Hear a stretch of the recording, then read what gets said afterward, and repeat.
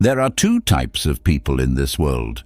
The first kind crumbles under pressure. Life throws challenges at them, and they panic. They let emotions control them, drown in stress, and when things don't go their way, they break. They make excuses, avoid discomfort, and stay trapped in their own minds, wishing things were easier instead of becoming stronger. The second kind is different. They're unshakable. No matter what happens, failures, betrayals, disappointments, uncertainty, they stand firm. They don't waste time complaining, they don't let emotions control them, and they don't give in to self-pity. Instead, they adjust, endure, and grow stronger. Which one are you? And more importantly, which one do you want to be? Mental strength is what separates those who succeed from those who stay stuck. The people who are most respected, admired, and powerful in life aren't necessarily the smartest or most talented. They have something deeper. They have trained their minds to handle anything. When life is unfair, they don't break, they adapt. When fear whispers, they don't run, they face it. When obstacles appear, they don't stop, they find a way through. That's what you're about to build. Right now, you might be struggling. Maybe you overthink everything. Maybe fear and doubt control your decisions. Maybe stress overwhelms you, or emotions push you around like a storm. Maybe you let the opinions of others shape your life more than your own values. But that's about to change. Over the next 3 hours, you are going to train your mind for absolute mental strength using the battle-tested wisdom of Stoicism. This is not about motivation or positive thinking. This is real training.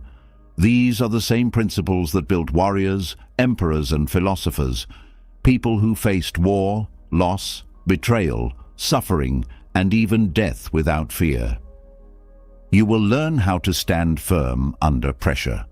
You will develop the ability to say no without guilt. You will stop caring about things that don't matter. You will turn failures into advantages. You will train your mind like a muscle, pushing through resistance until you become unbreakable.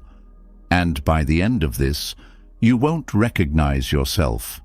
This is not just another lesson. This is mental warfare. And it starts now. There comes a moment in life when you realize that comfort has made you weak, that the softness of routine, the avoidance of discomfort, the endless search for ease has drained something out of you. You see others struggling through challenges with unshakable strength, facing uncertainty without fear, and you wonder, what do they have that I don't? The answer is mental fortitude. Most people live in reaction mode. They let problems dictate their mood, let fear stop them from taking action, and let external forces decide how they feel about themselves. But there is another way to live, a way that allows you to stand firm in any storm, to endure hardship without breaking, and to cultivate an inner strength so powerful that nothing can shake it. This is the mindset of a Stoic warrior. It's not about aggression, nor is it about becoming cold or emotionless. It's about developing fortitude, the ability to remain strong, clear-headed, and unshaken no matter what happens. Life will test you. It will push you to your limits. It will throw obstacles your way that seem designed to break you. Without the right mindset, you will suffer, crumble under pressure, and feel like a victim of circumstances. With the right mindset, you will stand firm, endure, and emerge stronger every time. To cultivate this kind of strength, you must start by embracing hardship instead of avoiding it. The modern world encourages people to seek comfort at all costs. Soft beds, easy entertainment, fast solutions, and a culture of avoiding difficulty at all costs. But comfort is a trap. It dulls your senses, weakens your will, and makes you fragile in the face of real challenges. A Stoic warrior seeks out discomfort, not because suffering is the goal, but because hardship is the training ground for mental resilience. Strength is not something you are born with. It is something you build. Every time you willingly endure a difficulty, you forge a stronger mind. When you resist the urge to complain about small inconveniences, when you choose to push through discomfort instead of retreating, when you hold yourself to higher standards, even when no one is watching, you are training yourself to handle the greater difficulties that life will inevitably throw your way. One of the most powerful ways to develop inner fortitude is by changing your relationship with pain and struggle.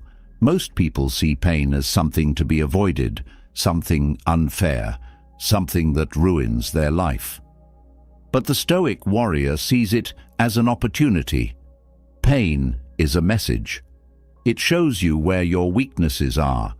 It reveals what you must work on. It tests your patience, your endurance, and your ability to remain calm when things are difficult. And the more you train yourself to see pain in this way, the less control it has over you. The greatest warriors in history did not become strong by accident. They became strong because they endured hardship without running from it. They faced brutal training, constant discipline, and a level of pressure that would break most people. But they welcomed it because they understood that suffering in training meant strength in battle. Your life is no different. The problems you face are your training ground. The struggles you endure are what will make you unbreakable. If you refuse to see them as enemies and instead embrace them as teachers, you will develop a level of mental toughness that will set you apart from everyone else. One of the greatest mistakes people make is believing that strength means feeling nothing. That true resilience means you never struggle, never feel pain, and never have moments of weakness. But real strength is not about denying emotions. It is about mastering them. It is about feeling fear and moving forward anyway. It is about experiencing frustration but refusing to let it control you. It is about acknowledging pain without letting it defeat you. A warrior does not fight against his emotions. He uses them. Fear sharpens his focus. Anger fuels his determination. Sadness reminds him of what truly matters. But he never lets these emotions dictate his actions. He remains in control. He chooses his response. And in doing so, he becomes unstoppable. To build this level of mastery, you must train yourself every single day. You do not wake up one morning with an unshakable mind. You forge it through discipline. You wake up and face discomfort instead of avoiding it. You take responsibility for your thoughts and actions. You do the hard things even when no one is forcing you to. You stop looking for the easy way out and instead choose the path that challenges you, because you know that is the path to strength. Another key to the Stoic warrior's mindset is the ability to separate what you can control from what you cannot. Weak minds waste time and energy worrying about things that are outside of their power. They obsess over what people think of them, over outcomes they cannot change, over the past that cannot be undone. This drains their strength, leaving them frustrated and powerless. A strong mind focuses only on what is within its control. It does not waste energy on what others say or do. It does not dwell on things that cannot be changed. Instead, it directs all its attention toward the one thing that truly matters, its own response to the situation. There is incredible power in this realization. Once you accept that you have no control over most external events, you become immune to their effects. If someone insults you, it doesn't matter. You control your reaction. If plans fall apart, it doesn't matter. You adjust and keep moving forward. If life throws an unexpected challenge at you, you do not waste time complaining. You face it with full strength. The world is unpredictable. People will betray you. Circumstances will change. Plans will fail. But your mind belongs to you. No one can take it from you unless you allow them to. That is where your true power lies. To fully develop the mindset of a Stoic warrior, you must also learn to face fear directly. Fear is one of the greatest barriers to mental strength. It controls people, limits their actions, and keeps them trapped in lives they do not want. But fear is nothing more than an illusion. It is your mind creating scenarios that have not happened yet. And in most cases, what you fear is far worse in your mind than it will ever be in reality. The only way to break free from fear is to face it head-on. Every time you confront a fear and push through it, you weaken its grip on you. Every time you take action despite feeling afraid, you prove to yourself that fear has no real power over you. And with each victory, you build an unshakable confidence that no amount of external circumstances can break. A Stoic warrior does not avoid fear. He welcomes it, knowing that it is the fire that will forge him into something greater. He does not seek comfort. He seeks challenges. He does not look for easy paths. He looks for the road that will test him. Because he knows that the harder the path, the stronger he will become. This is not just philosophy. This is a way of living. If you commit to this mindset, if you truly dedicate yourself to training your mind every day, you will become someone that nothing can break. You will move through life with a confidence that cannot be shaken. You will handle stress, hardship, and uncertainty with a level of calm that others will admire but never understand. You will become the kind of person who thrives under pressure while others fall apart. Greater than. And that is the true power of a Stoic warrior. Not just the ability to endure, but the ability to rise, to grow, and to emerge stronger after every battle. This is the mindset that will set you apart from the weak, the lost, and the defeated. This is the mindset that will make you unstoppable. A strong mind is not just about endurance. It is not only about standing firm in the face of adversity or mastering your emotions. True mental strength also means knowing when to resist, when to draw a line, when to refuse, and when to say no without hesitation or guilt. Most people struggle with this. They agree to things they do not want to do. They allow others to push them in directions they do not want to go. They give away their time, energy, and attention to obligations that drain them, to people who do not respect them, to situations that do not serve them. And every time they do, they weaken themselves. The inability to say no is one of the biggest reasons people feel overwhelmed, exhausted, and lost in life. They let the expectations of others dictate their actions. They feel trapped by obligations they never wanted in the first place. They allow guilt to control them, saying yes when they mean no, afraid of disappointing others, afraid of being seen as selfish, afraid of conflict. But here is the truth. Every time you say yes to something that does not align with your values, you are saying no to yourself. You are prioritizing someone else's needs over your own. You are allowing your life to be controlled by forces outside of you. And the more you do this, the more you lose your sense of identity, your sense of purpose, and your ability to direct your own life. A strong mind does not hesitate.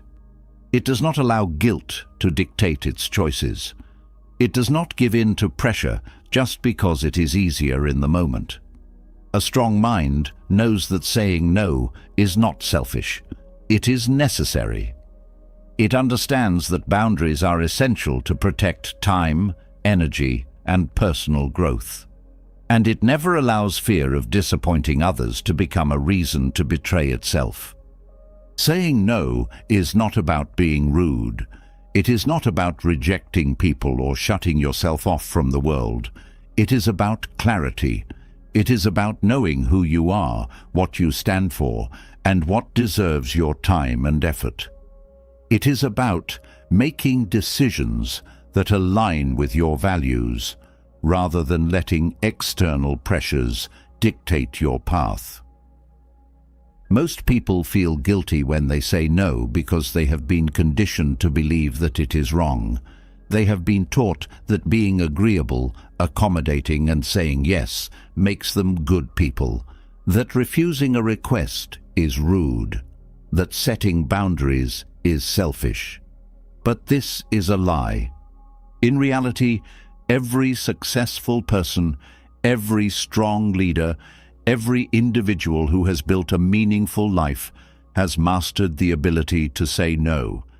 They know that their time and energy are limited, and they do not waste them on things that do not serve their purpose. They are not reckless with their commitments. They do not allow guilt to push them into choices they do not want to make. And because of this, they build lives that are truly their own. One of the biggest reasons people struggle with saying no is the fear of how others will react. They worry about disappointing family, offending friends, or making people uncomfortable. They imagine worst-case scenarios where saying no leads to rejection, conflict, or loss. But this fear is an illusion. The truth is, most people respect those who have clear boundaries. They may not always like it in the moment, but over time, they recognize the strength it takes to stand firm. People who say yes to everything are not respected.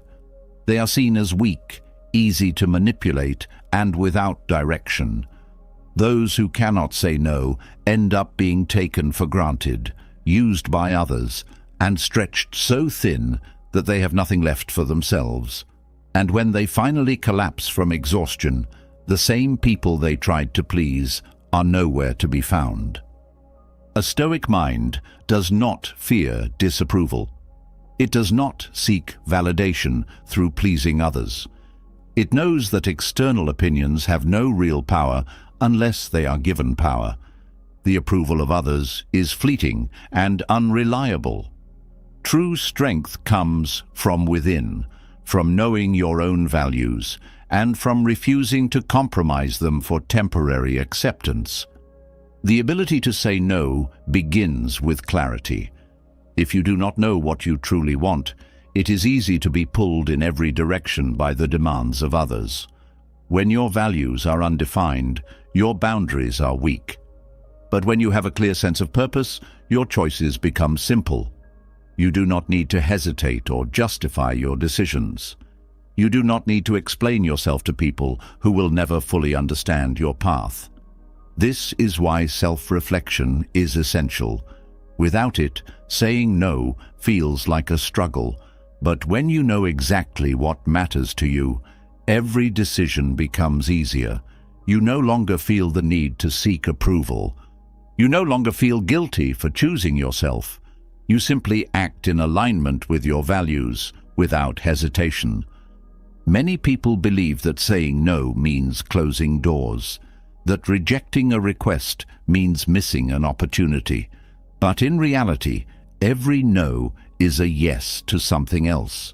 When you say no to distractions, you say yes to focus. When you say no to toxic relationships, you say yes to inner peace.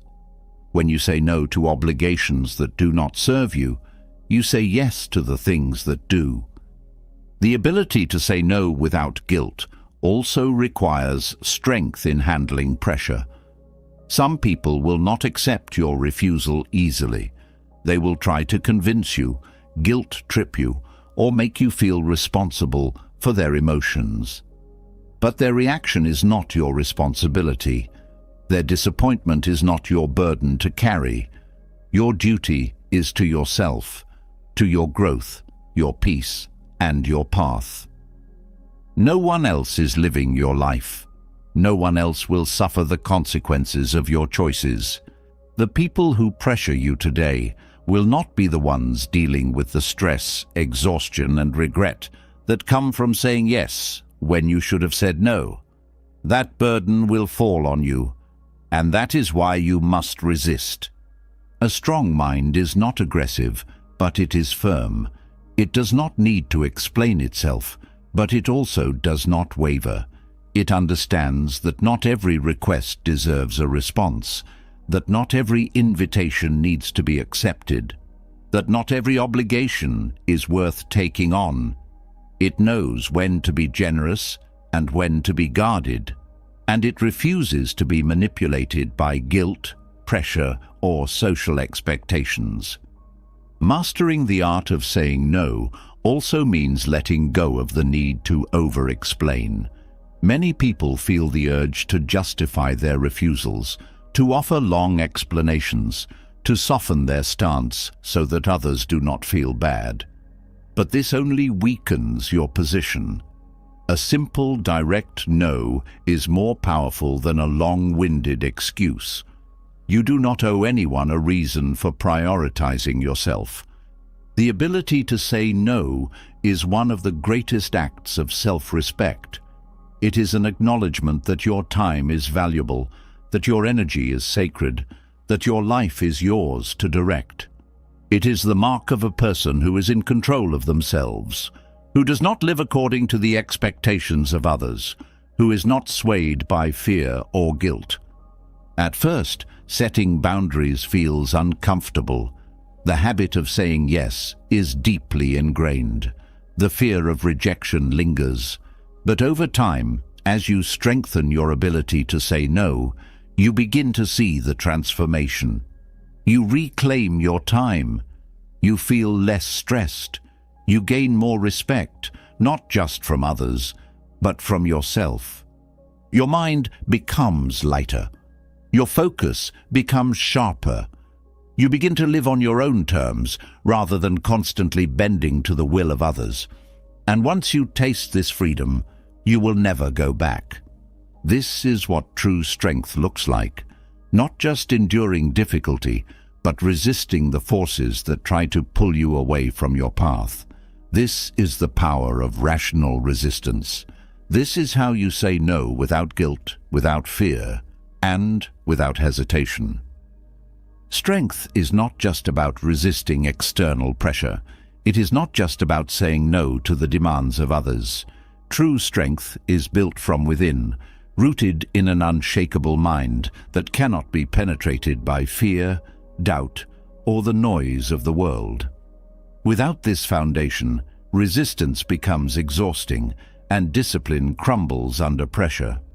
The mind must be fortified like a fortress, impenetrable to negativity, immune to manipulation, and resilient against the chaos of life. Most people live with an exposed mind, open to every criticism, every distraction, every fleeting emotion. Their thoughts are scattered, their focus fragile, their inner world constantly shaped by outside forces.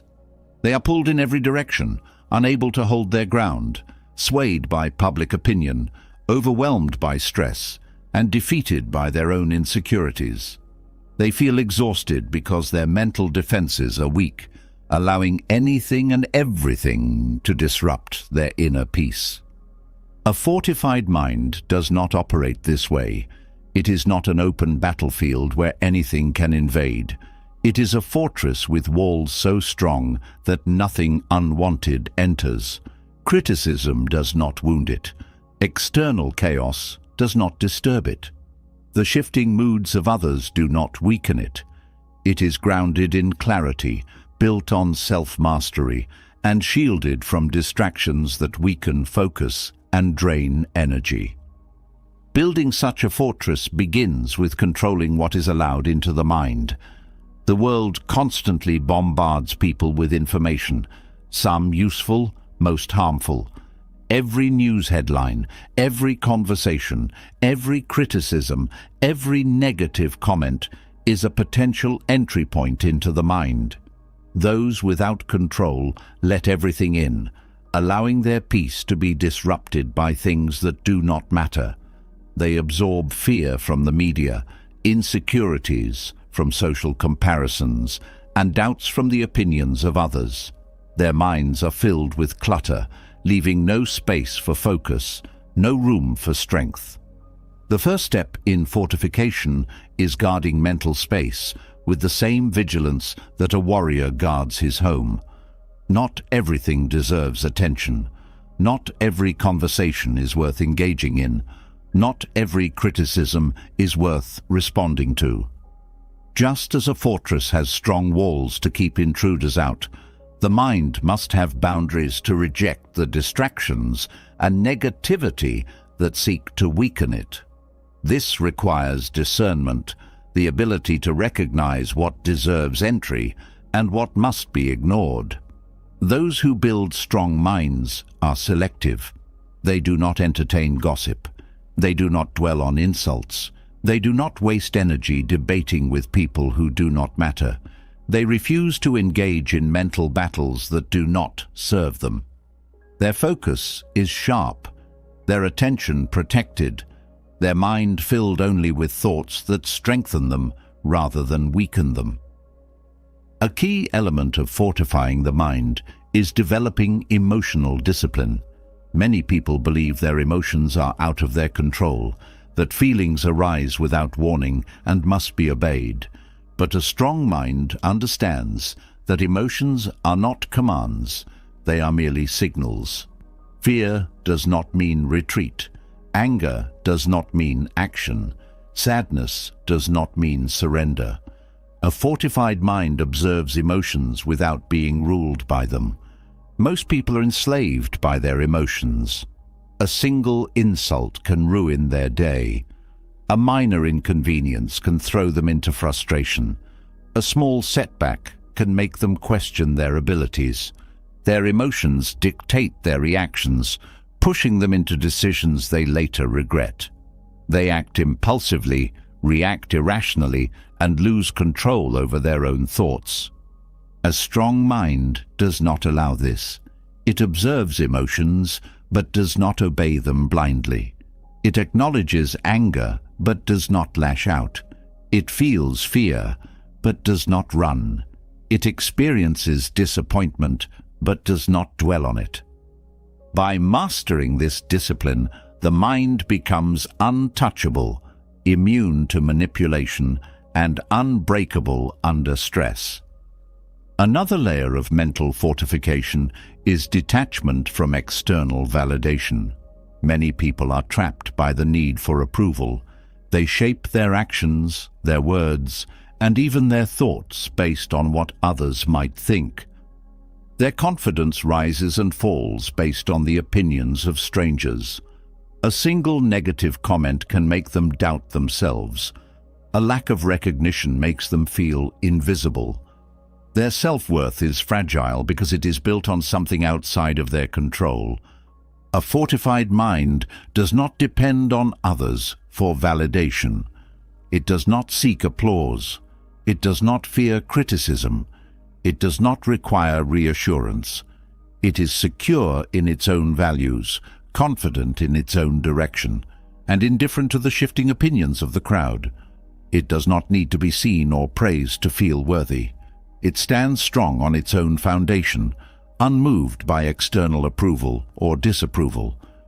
Training the mind to reject external validation requires a shift in focus. Instead of seeking approval, the mind must seek integrity, the alignment of actions with personal values, regardless of who notices. The fortified mind does not ask, "Do they like me?" It asks, "Am I living according to my principles?" It does not wonder, "Will they accept me?" It decides, "I accept myself."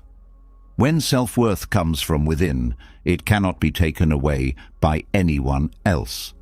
One of the greatest threats to mental fortitude is overexposure to distraction. The modern world is designed to weaken focus. Endless notifications, constant entertainment, an infinite stream of information. These are the weapons that erode mental strength. A mind that is constantly distracted is a mind that is easily controlled. It is scattered, unable to concentrate, incapable of deep thought. It jumps from one impulse to another, consuming rather than creating, reacting rather than thinking. A fortified mind is disciplined in its attention. It does not allow technology to control it. It does not jump at every notification, respond to every message, or waste time in endless scrolling. It knows that focus is power, and that protecting attention is the key to control. Instead of being a passive consumer, it becomes a deliberate thinker, choosing carefully what deserves its time. This discipline extends beyond technology. It applies to all forms of mental consumption: books, conversations, entertainment, and even the words spoken in self-talk. All of these shape the mind. A strong mind is intentional about what it absorbs. It does not allow garbage to enter. It chooses material that strengthens, thoughts that empower, and conversations that add value. Another crucial aspect of mental fortification is the rejection of victimhood. Many people weaken themselves by seeing life through the lens of unfairness. They blame circumstances, complain about difficulties, and see themselves as powerless against external forces. This mindset strips them of control, making them passive observers rather than active participants in their own lives. A fortified mind refuses to be a victim. It does not dwell on what is unfair. It does not waste energy blaming others.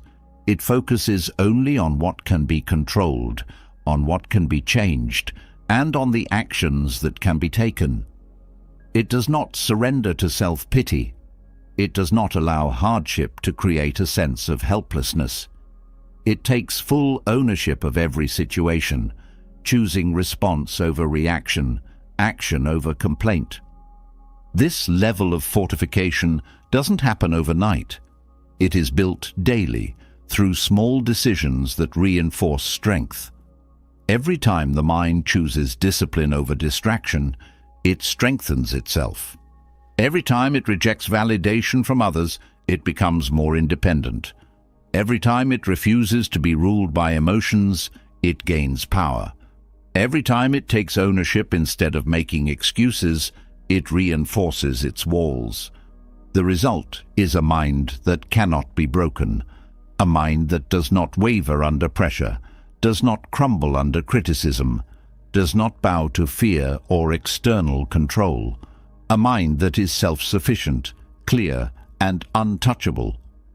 This is the fortress that protects inner peace.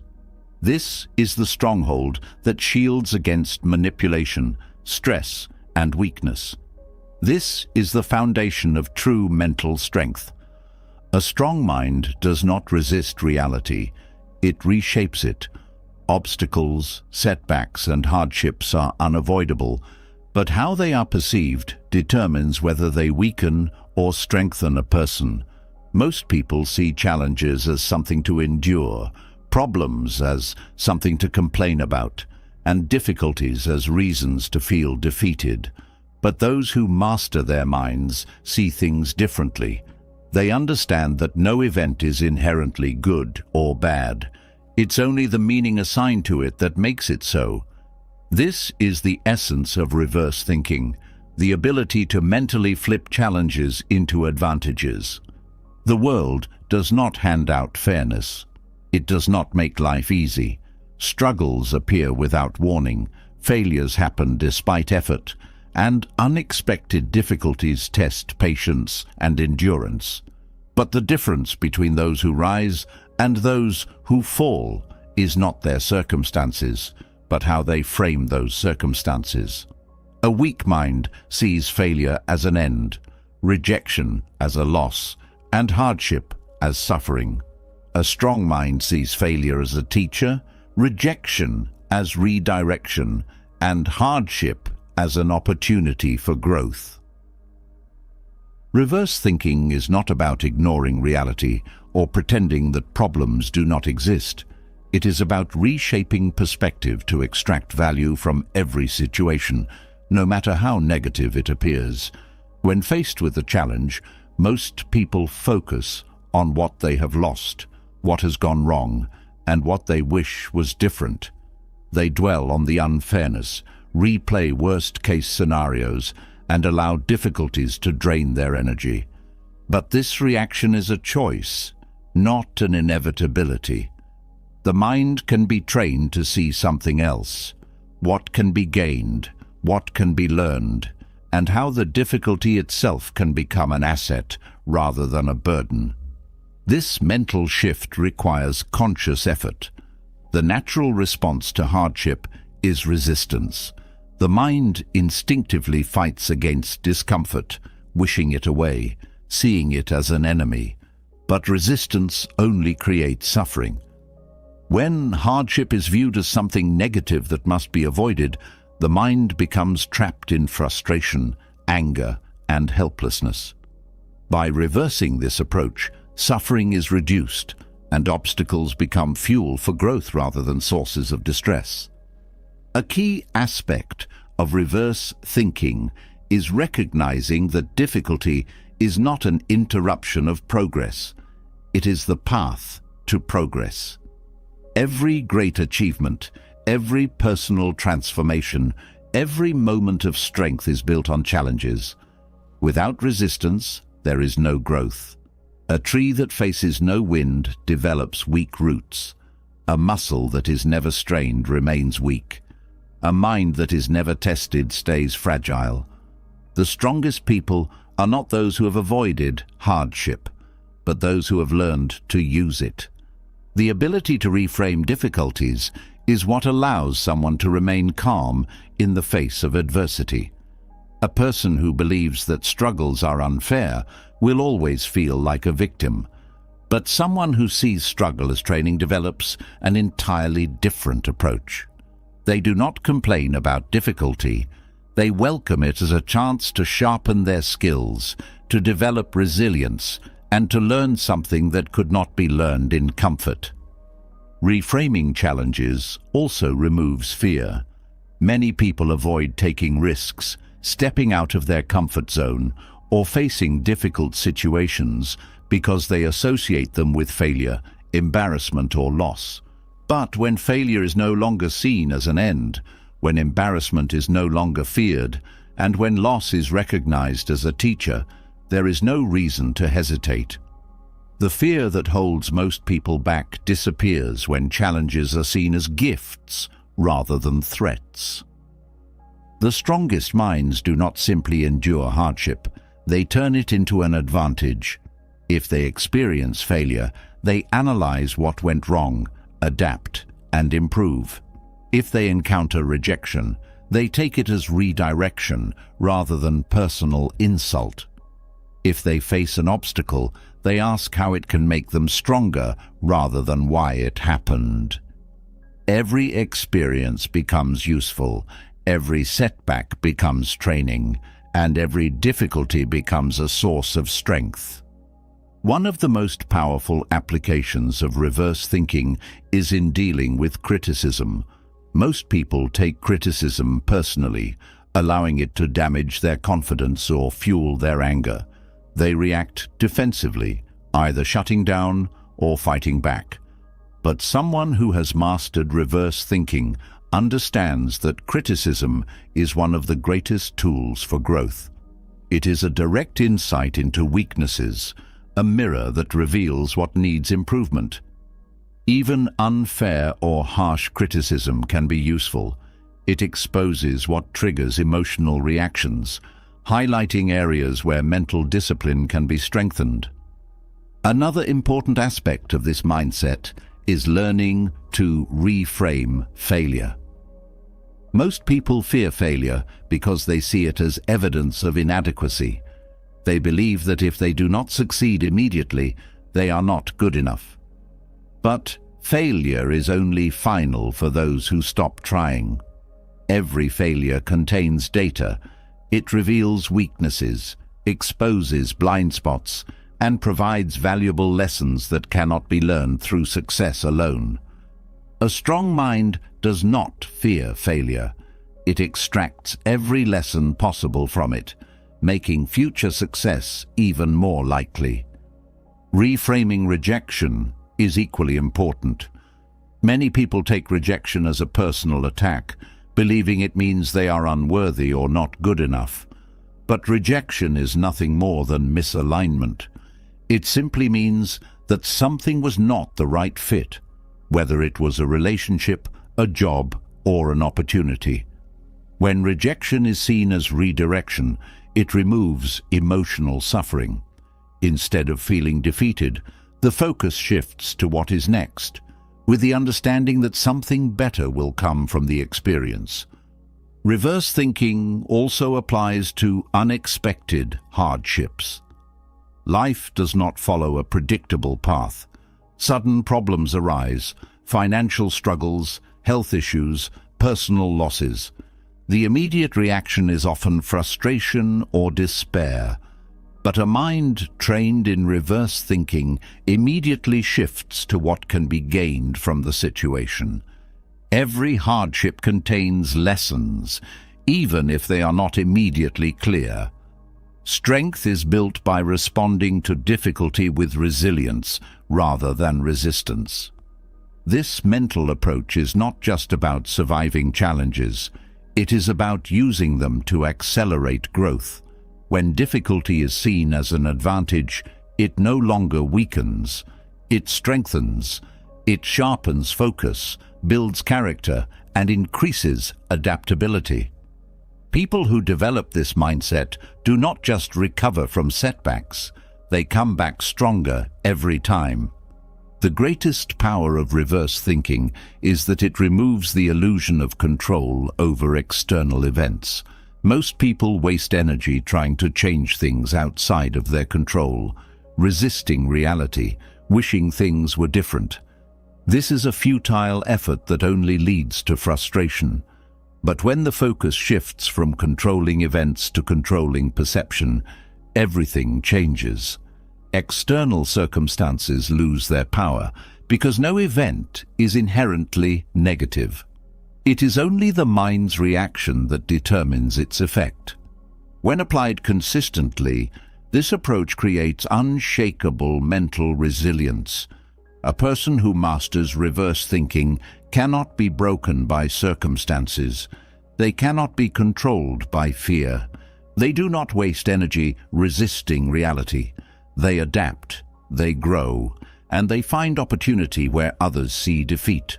Their mind becomes a weapon, one that turns every setback into progress, every hardship into training, and every challenge into strength. This is not just a technique, it is a way of life. It is the foundation of an unbreakable mind. It is the mindset that transforms ordinary individuals into exceptional ones.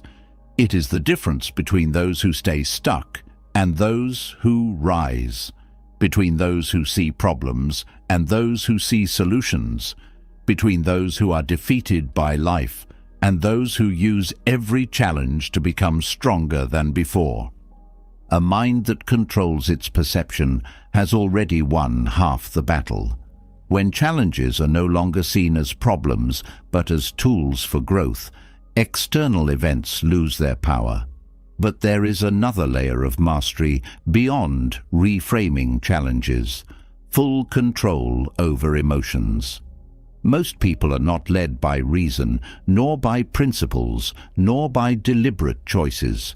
They are led by their emotions, reacting without thinking, shifting moods based on external forces, and allowing feelings to dictate their decisions. A person without emotional autonomy is like a ship without a captain, constantly swayed by the waves of life, moving wherever the wind pushes. Without control over emotions, there is no control over life. Emotional autonomy is the ability to feel without being ruled by feelings. It is not the suppression of emotions, but the mastery of them. It is the power to remain composed under stress, to make decisions based on logic rather than impulse, and to experience emotions without allowing them to dictate actions. Most people confuse feeling with obedience. They believe that anger means they must lash out, that sadness means they must withdraw, that fear means they must stop. But emotions are not commands. They are signals, useful information, but not instructions that must be followed.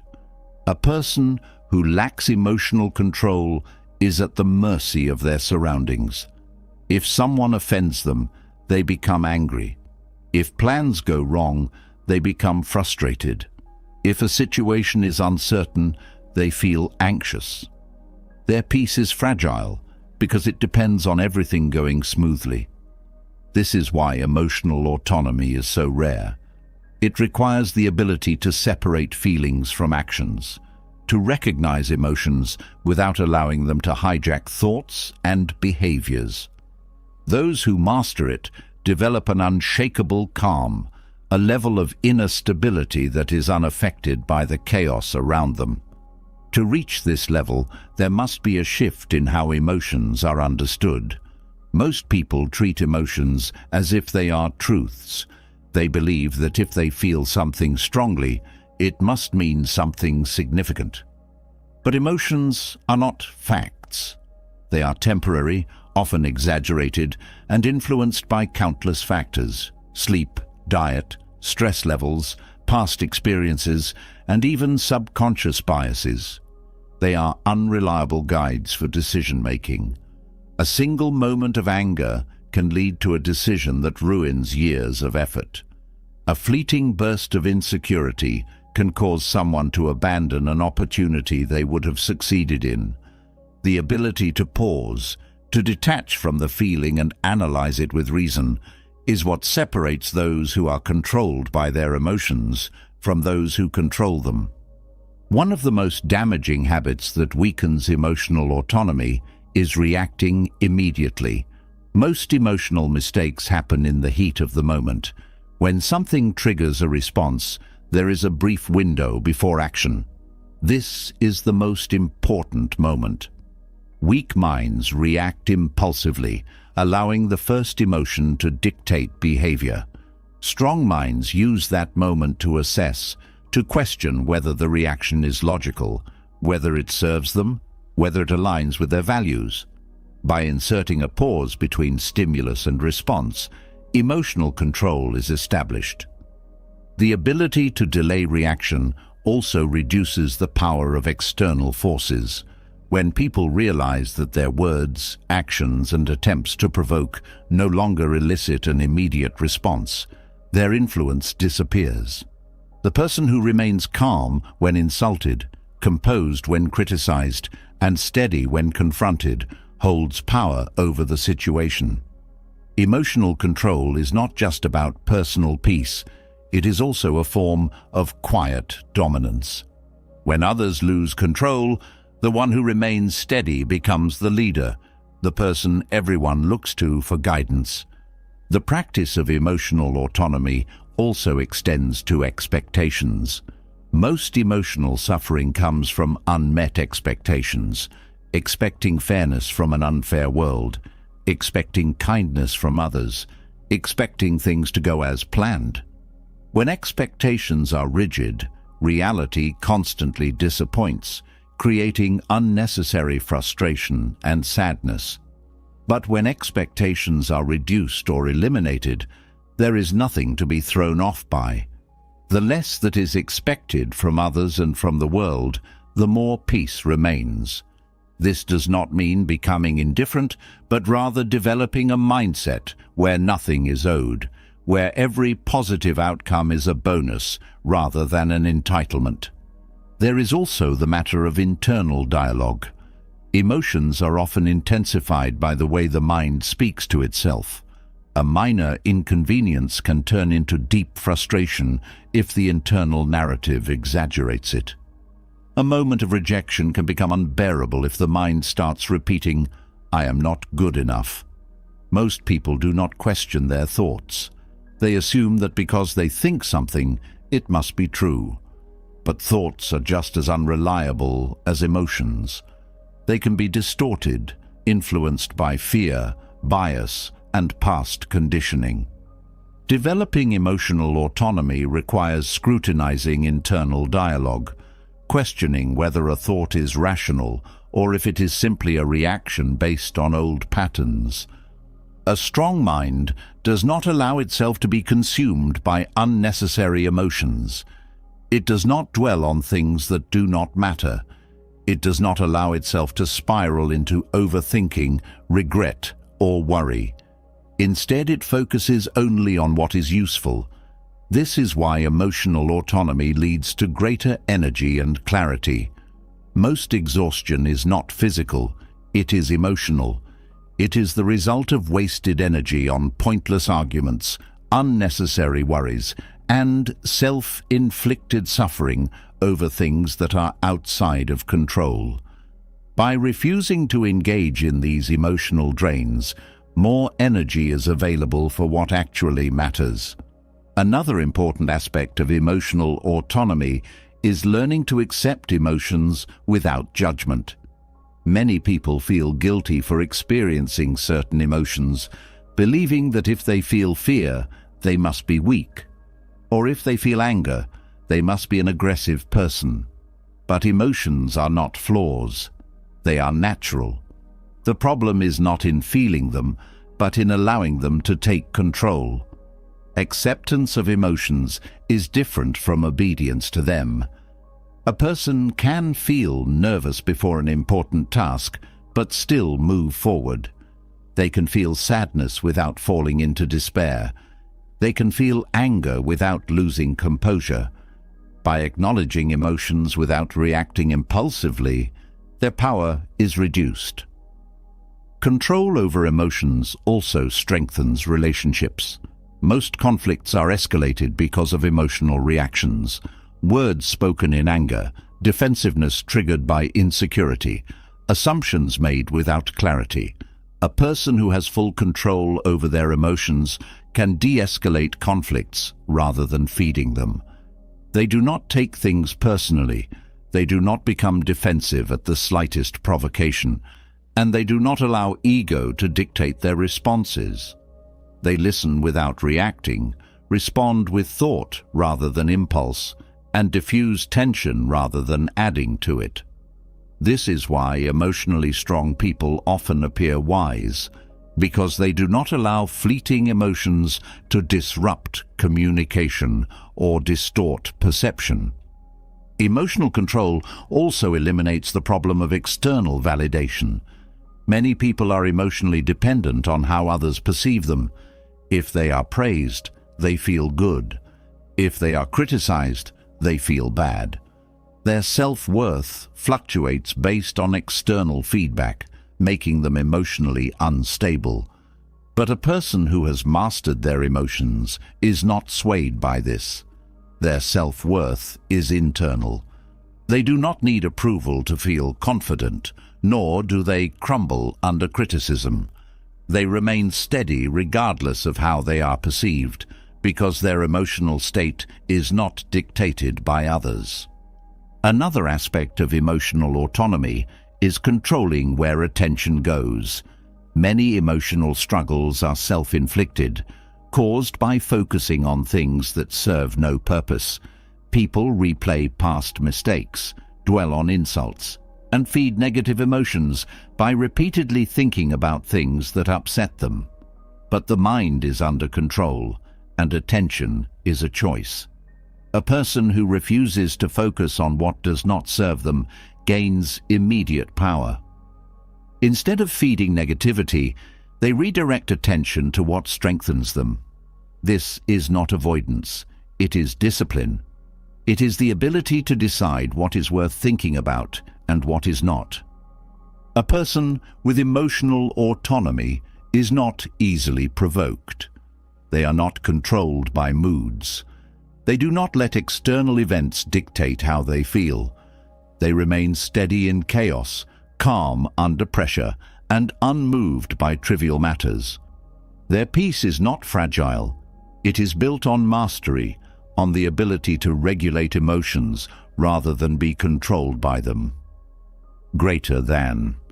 Developing this level of control takes practice. It is a daily discipline, a continuous refinement of responses, but the rewards are immense. There is a kind of power in being untouchable, in knowing that no matter what happens, inner peace remains intact. When emotions no longer dictate actions, life becomes clearer. Decisions improve, energy is preserved, relationships become stronger, and most importantly, a deep and lasting sense of freedom emerges. The kind of freedom that can only come from within. Emotional autonomy creates a foundation of inner stability, but there is one force that still holds power over most minds: fear. It shapes choices, limits potential, and dictates behavior in ways most people do not even realize.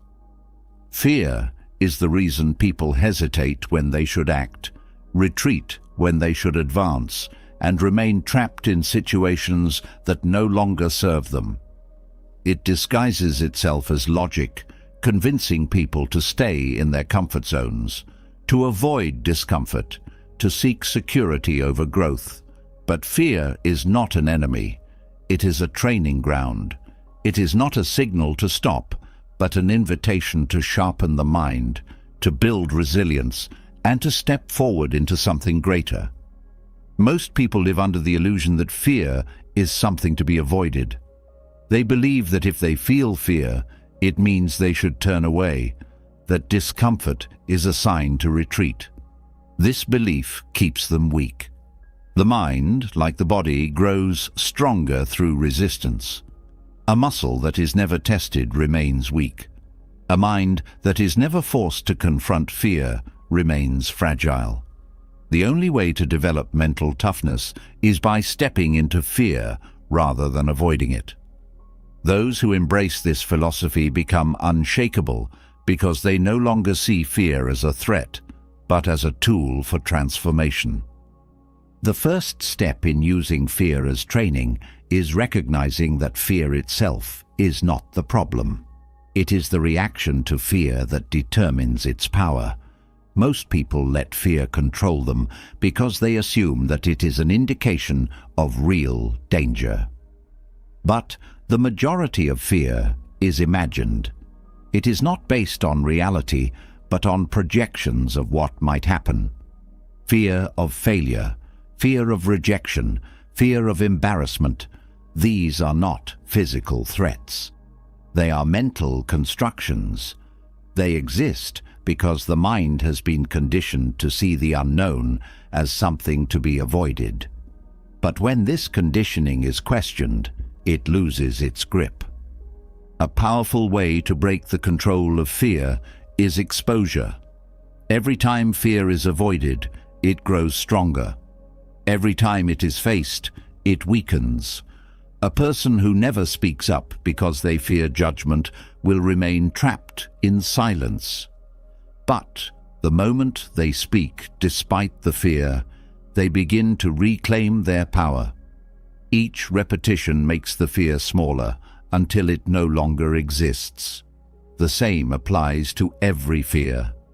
The only way to remove it is through direct confrontation. Strength is built through discomfort, not through avoidance. Fear also thrives on uncertainty. The mind magnifies unknown outcomes, making them appear worse than they are. Most of what people fear never actually happens, and when it does, it is rarely as bad as expected. But fear distorts perception, making worst-case scenarios seem like guarantees. The mind must be trained to question these assumptions.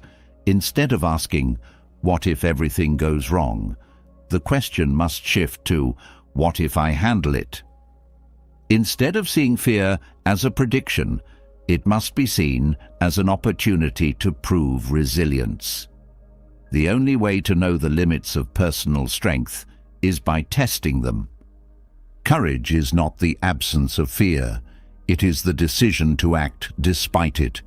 The strongest people in history, those who have faced extreme adversity, did not feel fearless. They felt fear and moved forward anyway.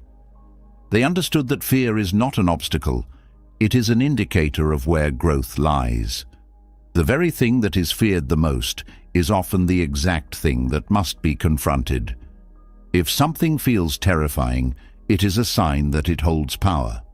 And if it holds power, overcoming it will lead to immense growth. There is also a hidden benefit to fear. It sharpens the mind. Fear forces alertness, increases focus, and heightens awareness. It brings clarity, forcing the mind to operate at a higher level. This is why elite athletes, soldiers, and performers use fear rather than fighting it. They do not try to eliminate it. They channel it. They allow the energy to sharpen their skills, to fuel their drive, to keep them engaged. Instead of seeing fear as a problem, they use it as a tool. One of the most important skills in developing mental toughness is learning to separate real fear from imagined fear. Real fear protects from physical danger. It is what stops someone from stepping in front of a moving car. But imagined fear is different. It is what stops people from speaking their mind, from taking risks, from pursuing what they truly want. It is not protective. It is restrictive. The ability to distinguish between the two is crucial. A strong mind listens to real fear, but dismisses imagined fear. It does not allow emotions to dictate choices. A key part of training the mind through fear is desensitization. Repeated exposure to fear reduces its impact. The more a person does something they once feared, the less intimidating it becomes. The mind adapts, realizing that what once seemed overwhelming is manageable. This is why those who consistently push their limits develop unshakable confidence. They have trained themselves to handle discomfort, to thrive in uncertainty, to take action even when doubt is present. Their courage is not an accident. It is the result of practice. The ability to handle fear also strengthens resilience. A person who has never faced difficulty is easily broken. They have no reference for overcoming hardship, no experience in handling setbacks. But someone who has repeatedly faced fear and pushed through it develops a deep belief in their own strength. They do not panic in difficult situations. They do not let anxiety control them. They have trained their minds to endure, and because of this, they are prepared for anything. Fear also teaches adaptability. Those who fear failure avoid new experiences, staying within the safety of what they know. But growth requires adaptability, the ability to navigate unfamiliar situations without hesitation. Fear forces adaptation. It forces the mind to become flexible, to find solutions, to adjust when things do not go as planned. Those who embrace this process become highly capable, able to handle uncertainty without stress. They trust themselves, knowing that no matter what happens, they will find a way through. Another powerful lesson from using fear as training is learning to redefine discomfort. Most people associate discomfort with something negative. They seek ease, avoiding anything that makes them uneasy. But discomfort is where transformation happens. The greatest achievements, the deepest growth, the most powerful breakthroughs all come from stepping into discomfort rather than running from it. A mind trained to embrace discomfort is unstoppable. It no longer seeks the easiest path. It seeks the right path. Using fear as training also changes the relationship with failure. People who fear failure avoid challenges, settling for mediocrity because it feels safer. But failure is not the enemy. It is part of progress. Those who push past fear understand that failure is not something to be ashamed of. It is something to use. Each failure provides information. Each setback builds resilience. Those who do not fear failure have an advantage over everyone else because they are willing to attempt what others will not. The way the mind speaks about fear also determines its effect. Those who say, "I can't do this," reinforce the idea that fear is stronger than them. But those who say, "This is difficult, but I will find a way," shift control back to themselves. Words shape perception. A person who consistently speaks from a place of strength rather than weakness rewires their mind to be resilient. One of the greatest benefits of mastering fear is the elimination of regret. Many people look back on their lives and see missed opportunities, not because they were incapable, but because they were afraid. Fear held them back from saying what they needed to say, from taking the risks that could have changed everything, from stepping into the unknown when the moment called for it. Those who conquer fear live without this regret. They do not wonder what could have been. They know because they acted. Developing this mindset requires discipline. The habit of avoiding fear is deeply ingrained, reinforced by years of choosing comfort over challenge. But it can be broken. Each time fear is confronted, it loses power. Each time discomfort is embraced, resilience grows. The process is simple, but it requires effort. Those who commit to it gain something rare: true freedom. A person who no longer fears fear itself cannot be stopped. They do not hesitate. They do not hold back. They do not allow emotions to dictate their choices. They see fear, they acknowledge it, and they move forward anyway. And in doing so, they develop a mind that is unbreakable, a spirit that is unstoppable, and a life that is truly their own. Fear loses its grip the moment it is confronted. A mind that no longer runs from discomfort, that no longer allows anxiety to dictate its path, becomes something rare, unshakable. But fear is not the only force that drains energy. There is another, just as powerful, just as controlling, but far more subtle. It is the tendency to care about things that do not matter. The distractions, the petty conflicts, the meaningless worries, the opinions of people who contribute nothing to growth. These are the silent thieves of mental strength. Learning to choose what deserves attention and what does not is the next step in mastering the mind. Most people exhaust themselves not because they are physically overworked, but because they waste energy on things that hold no real value. They get emotionally involved in arguments that lead nowhere. They stress over opinions that have no impact on their life. They chase approval from people who will never be satisfied.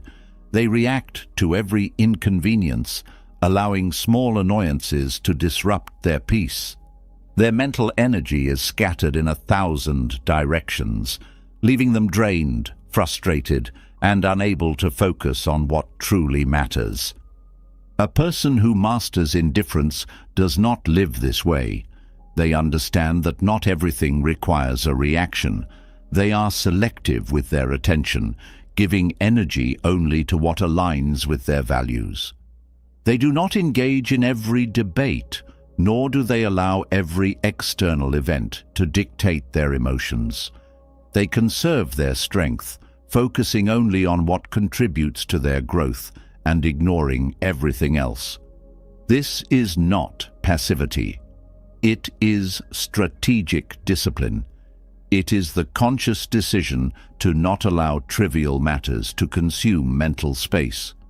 A weak mind is reactive. It gets offended easily. It feels the need to defend itself at every opportunity. It takes everything personally. It allows external events to control its inner state. A strong mind is different.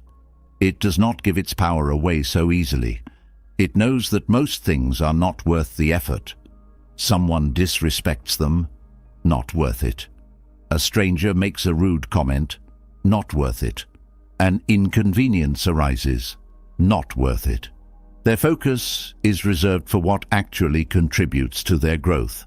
Everything else is dismissed as noise. One of the greatest sources of wasted energy is the need to prove something to others. Many people spend their lives seeking validation, trying to convince others of their worth, arguing to be understood. But a person who has mastered indifference does not seek approval. They do not need recognition to feel secure. They live by their own values, knowing that external validation is fleeting and meaningless. If someone misunderstands them, it does not matter. If someone does not approve of their choices, it is irrelevant. Their sense of self is not built on the unstable foundation of outside opinions. Indifference also applies to emotional control. Many people allow their mood to be dictated by external events. If someone cuts them off in traffic, their day is ruined. If they receive a negative comment, they feel disrespected. If plans change unexpectedly, they become frustrated. But the person who has mastered indifference does not react to these things. They do not allow small inconveniences to create large emotions. They recognize that most things are insignificant in the long run, and because of this, they remain calm. This ability to remain unaffected is not about emotional suppression. It is about emotional discipline. It is not about being disconnected from life, but about choosing where to engage and where to let go. It is the wisdom to know which battles are worth fighting and which are meaningless. A person with this skill does not fight for the sake of fighting, does not argue for the sake of being right, and does not react for the sake of proving something. They conserve their energy for what truly matters. One of the strongest applications of strategic indifference is in handling criticism. Most people feel wounded when criticized, even when the words come from someone whose opinion should not matter. They replay the words in their minds, feel the need to respond, and allow a single comment to shape their emotions. But a strong mind does not engage in this. They do not give power to meaningless opinions. If the criticism is useful, they consider it. If it is not, they discard it. They do not waste time arguing with people who do not understand them, nor do they seek to explain themselves to those who are committed to misunderstanding. Strategic indifference also eliminates unnecessary conflicts. Many arguments happen not because they are important, but because people feel the need to respond to every disagreement. But not every disagreement requires engagement. A person who has mastered indifference knows when to speak and when to walk away. They do not feel the need to correct every false statement, to respond to every insult, or to defend every action.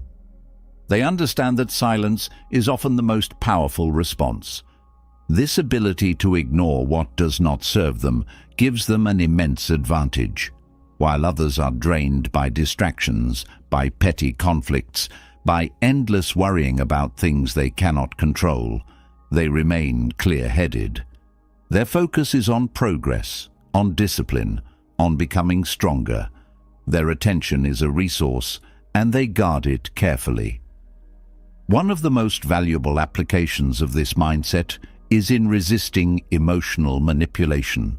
Many people are controlled through guilt, through social pressure, through the expectations of others.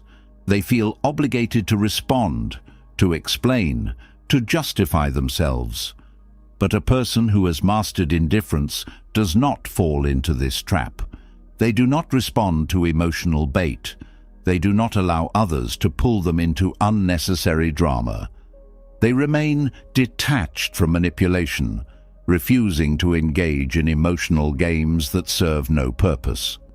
A common misunderstanding is that indifference means not caring about anything, but this is not the case. Indifference is about caring selectively. It is about choosing what deserves attention and what does not. A person who practices this is not disconnected from life. They care deeply about their values, their goals, and the things that truly matter. But they do not waste energy on distractions. They do not allow their focus to be scattered. They do not let their emotions be dictated by external forces. Indifference also creates a profound sense of freedom.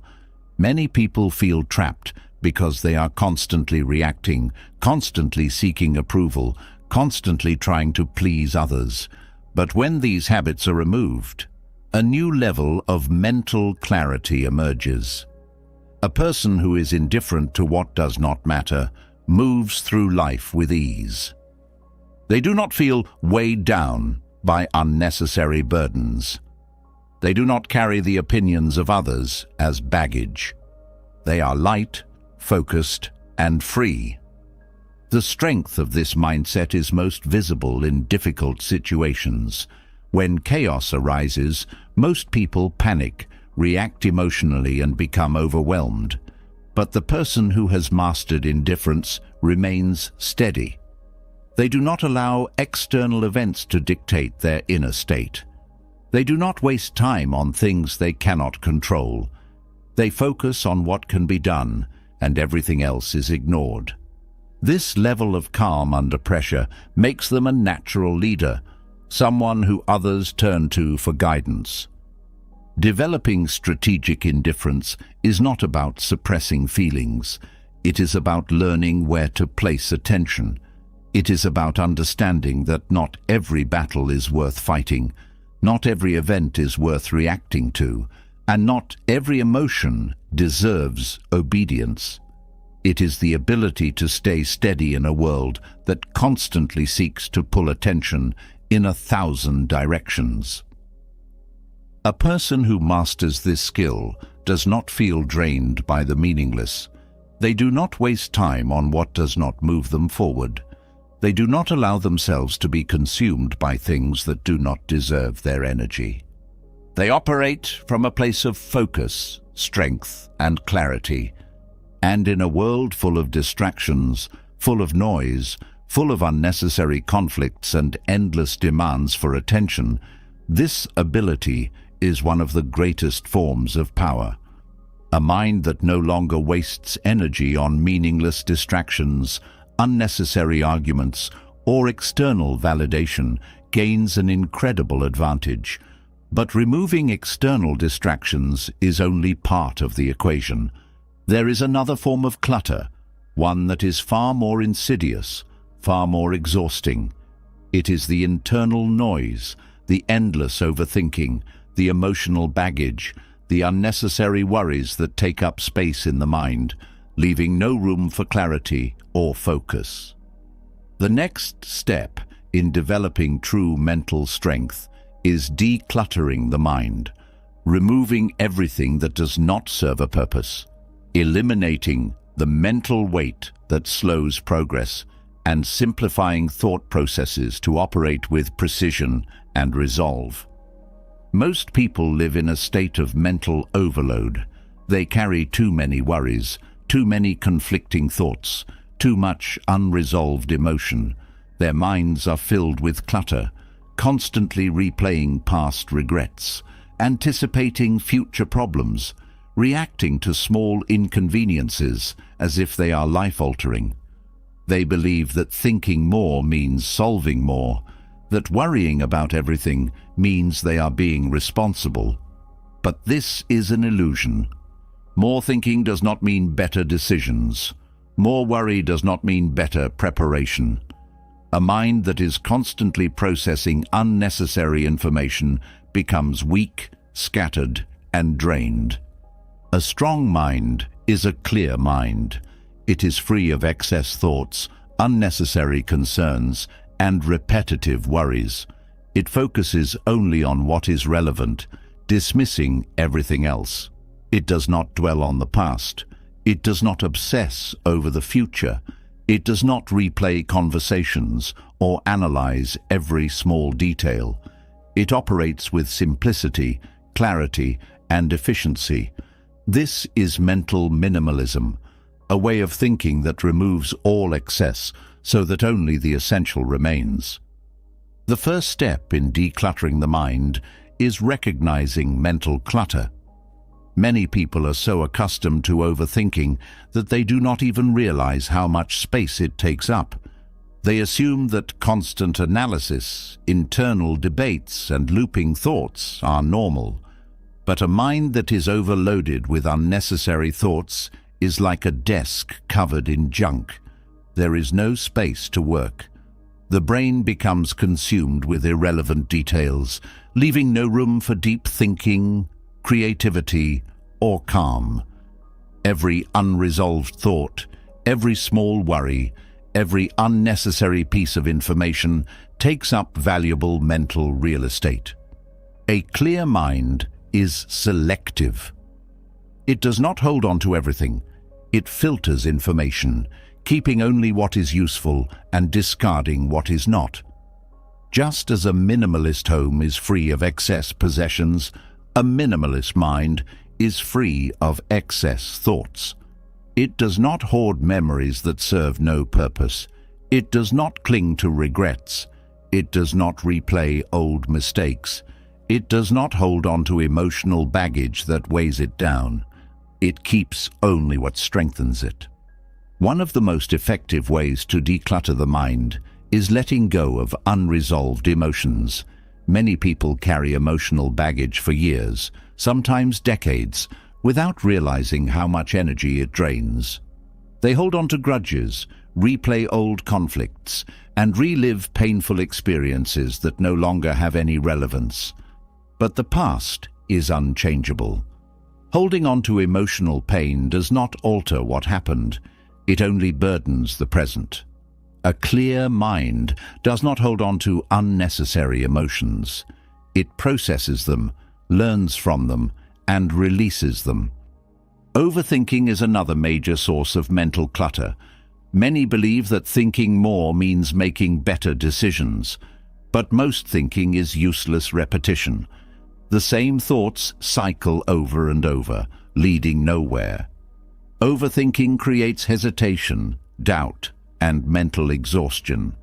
A person who overthinks every decision struggles to take action, constantly questioning, constantly analyzing, constantly fearing the wrong choice. But in reality, most decisions do not require excessive thought. A clear mind makes decisions quickly and efficiently, trusting logic and experience rather than endless internal debates. Simplifying decision-making is a key aspect of mental minimalism. Many people struggle with decision fatigue, the exhaustion that comes from making too many choices every day. Small, unnecessary decisions pile up, leaving less mental energy for what truly matters. A person with a cluttered mind spends time debating insignificant choices: what to wear, what to eat, whether to respond to a message immediately or later. But these decisions are irrelevant. A clear mind minimizes decision fatigue by automating small choices, focusing mental energy only on what is important. Mental clarity also requires detaching from external noise. In the modern world, information overload is one of the greatest threats to focus. News, social media, advertisements, endless notifications, all of these flood the mind with irrelevant information. Most of it is not useful. It distracts, overstimulates, and consumes mental energy without adding anything of value. A person who is constantly consuming external information has no space left for original thought, no room for stillness, no ability to think deeply. A clear mind does not allow itself to be flooded with unnecessary input. It controls its environment, limiting distractions, choosing carefully what to consume, and leaving space for real focus.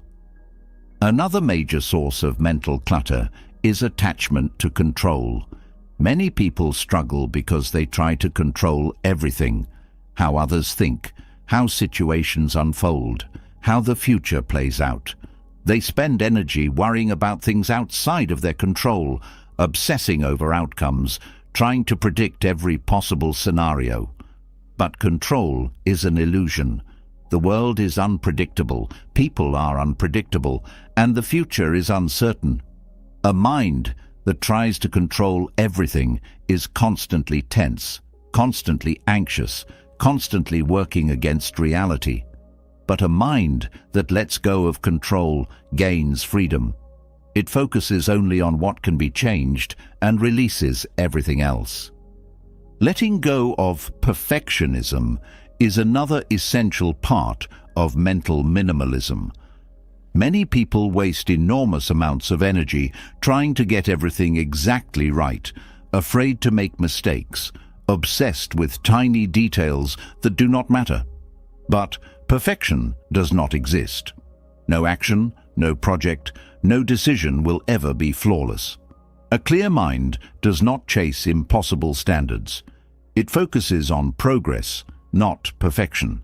It takes action, makes adjustments, and moves forward rather than getting stuck in an endless cycle of refinement and hesitation. Mental minimalism also requires decluttering relationships. Many people keep connections out of habit, engaging in interactions that drain energy rather than add value. They maintain relationships that no longer serve them, hold on to obligations they do not want, and allow toxic influences into their lives. But every relationship takes up mental space. A person who keeps unnecessary connections weakens their focus, spreading their energy too thin. A clear mind prioritizes quality over quantity.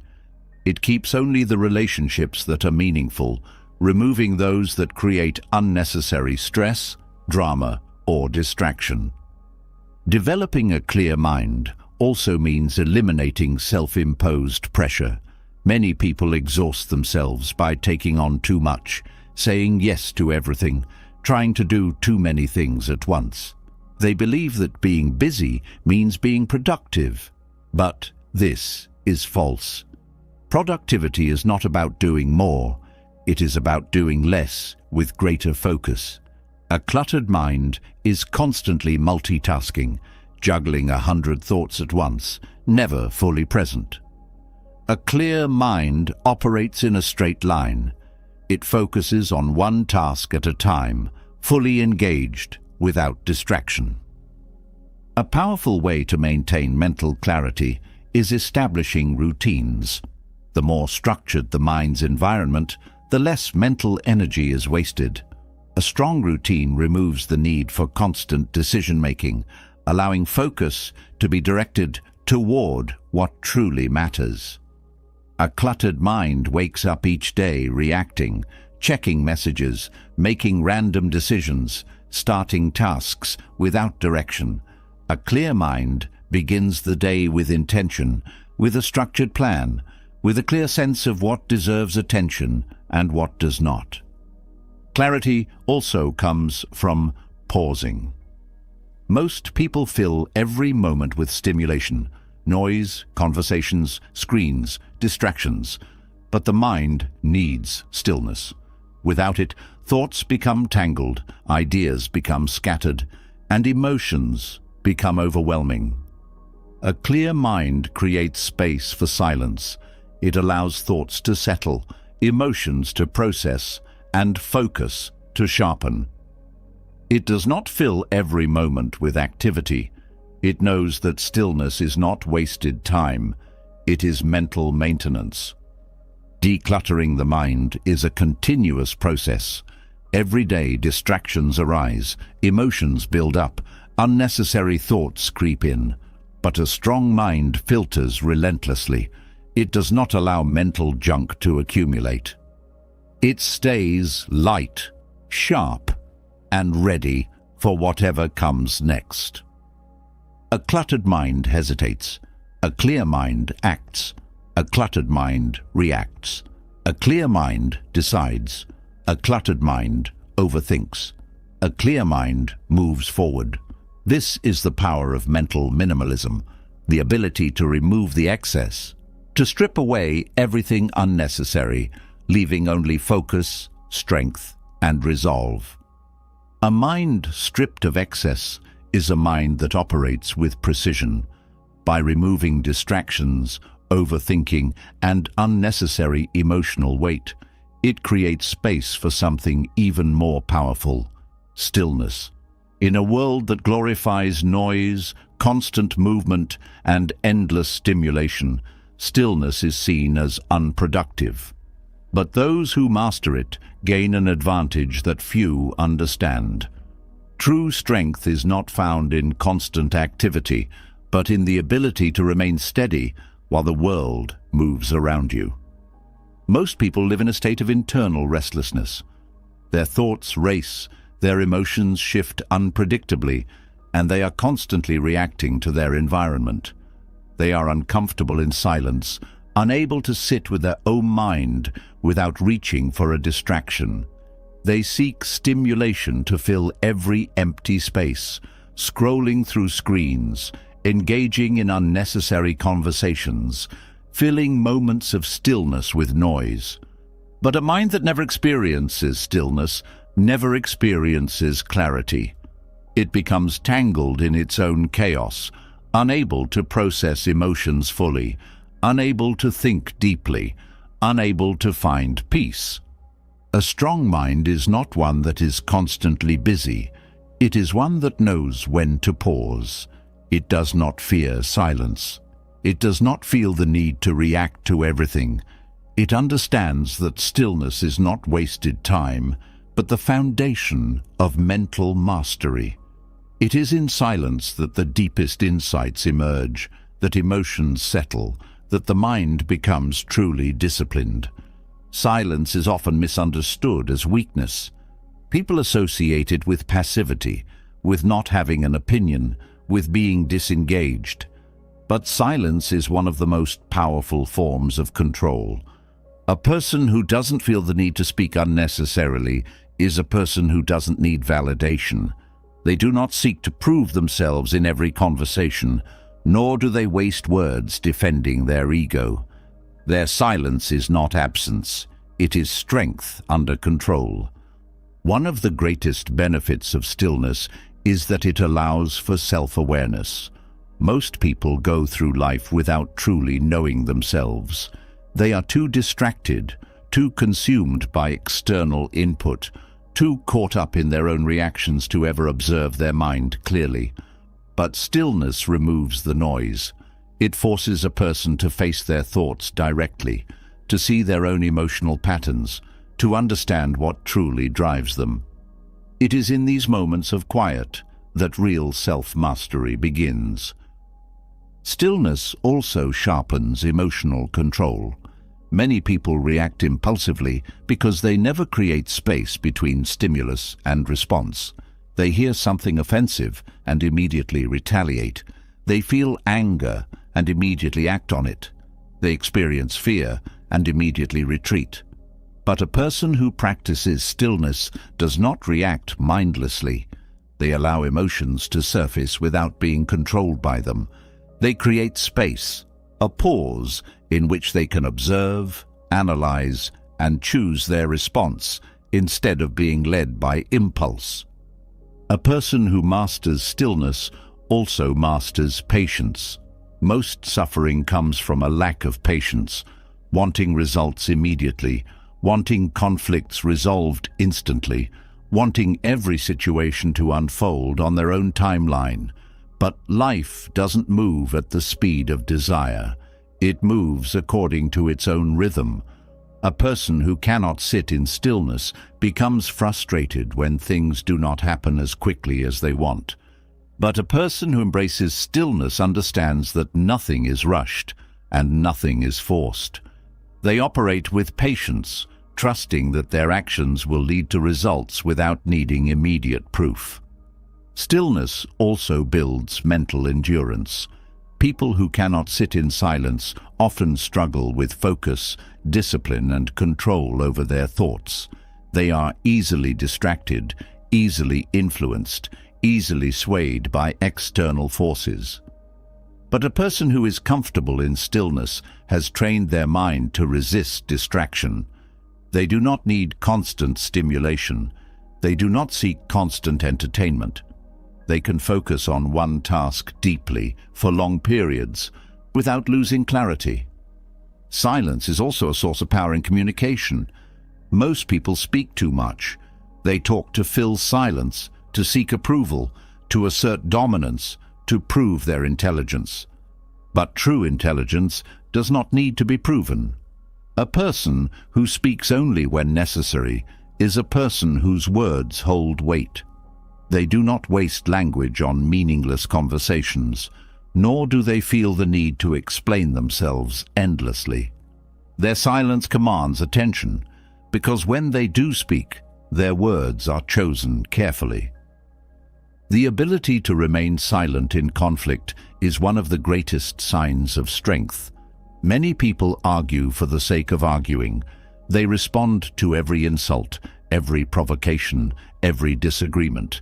They believe that winning an argument means proving their point. But a person who has mastered stillness does not engage in battles that are beneath them. They do not respond to every challenge, nor do they allow their emotions to pull them into unnecessary disputes. Their silence is not submission. It is a refusal to waste energy on the unworthy. Stillness also allows for deeper thinking. The modern world does not encourage deep thought. It encourages quick opinions, surface-level reactions, and constant engagement. But deep thought requires silence. It requires space for ideas to form, for insights to emerge, for clarity to develop. A person who does not practice stillness never truly thinks. They react, they consume, but they do not reflect. Another reason stillness is powerful is that it creates a sense of detachment. Most people are too attached to external events, allowing every situation to affect their emotions. They feel the need to control everything, to fix every problem, to make sure everything goes their way. But a person who practices stillness develops detachment from outcomes. They do not cling to expectations. They do not chase external validation. They move through life with a sense of inner stability, knowing that their peace does not depend on external circumstances. Silence also reveals who is in control. In any interaction, the one who speaks less often holds the most power. The one who does not react impulsively controls the dynamic. People who lack control cannot stand silence. They feel the need to fill it, to justify themselves, to keep the conversation going. But a person who is comfortable in silence makes others uncomfortable. Their presence alone commands respect, because they are not seeking approval. They are simply existing in a state of inner control. Stillness is also the foundation of resilience. A person who cannot be alone with their thoughts, who cannot sit in silence without distraction, is a person who has no control over their own mind. They seek external noise to drown out internal discomfort. But a person who embraces stillness has conquered themselves. They do not need distraction to feel at peace. They do not need constant movement to feel productive. They understand that real strength is not about doing more. It is about being still in the face of everything. Practicing stillness is simple but difficult. It requires breaking the addiction to noise, to stimulation, to constant activity. It requires learning to be alone with thoughts without needing to escape. It requires the ability to observe emotions without reacting to them. It requires the patience to wait, to endure, to allow things to unfold without force. A person who can master stillness can master anything. They move through life unaffected by chaos. They are steady when others panic. They are calm when others overreact. They are silent when others argue. They are present when others are distracted. They see clearly when others are blinded by noise. In a world that rewards busyness, the ability to be still is the ultimate rebellion. It is not weakness. It is the highest form of self-mastery. Stillness creates a mind that is calm under pressure, unshaken by chaos, and free from unnecessary distractions. But stillness alone is not enough. A mind that is too comfortable, too shielded from difficulty, becomes fragile. Strength is not built in ease. It is built in discomfort. Those who seek only comfort remain weak, while those who deliberately embrace discomfort develop resilience that nothing can break. Pain, struggle, and hardship are not barriers. They are training tools. The Stoics understood this deeply. They did not wait for difficulty to appear. They sought it out. They placed themselves in controlled discomfort so that when real hardship arrived, they were already prepared. Most people fear discomfort. They avoid pain, whether physical, emotional, or mental. They seek convenience at every turn. They live in controlled environments where food is abundant, temperatures are regulated, and effort is minimized. This makes them weaker, not stronger. A person who never trains their mind or body to endure discomfort collapses at the first sign of struggle. They panic in adversity.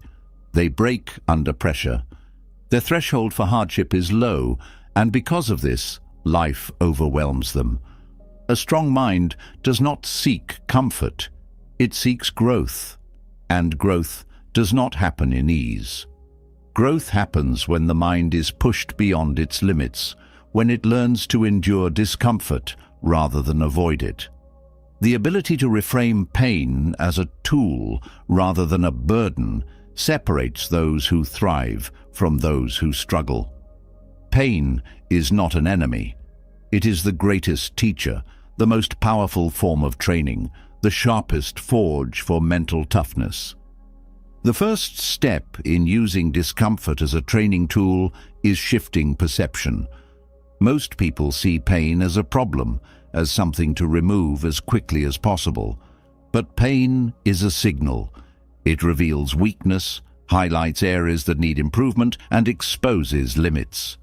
A person who avoids pain avoids growth. The mind must be retrained to interpret discomfort as progress. When something is difficult, it means strength is being built. When something is painful, it means limits are being expanded. The body strengthens through resistance. The mind works the same way. A powerful way to train this mindset is through voluntary hardship. The Stoics understood that suffering is inevitable in life. Instead of waiting for hardship to arrive unexpectedly, they practiced suffering on purpose. They fasted to experience hunger. They slept on hard floors to remove dependence on comfort. They exposed themselves to the cold, to physical strain, to social rejection, not because they had to, but because they knew it would make them stronger. This practice removed fear. It showed them that they could endure discomfort and survive. It made them resilient before life had a chance to test them. Most people never test themselves. They never go hungry unless forced. They never step outside their comfort zone unless required. They avoid everything that causes discomfort, believing that they are protecting themselves. But in doing so, they weaken themselves. A person who never fasts never learns that hunger is temporary and controllable. A person who never faces rejection remains terrified of disapproval. A person who never experiences discomfort becomes addicted to ease, and this addiction creates fragility. Physical hardship is one of the most effective ways to train the mind. The body and mind are not separate. A weak body often signals a weak mind.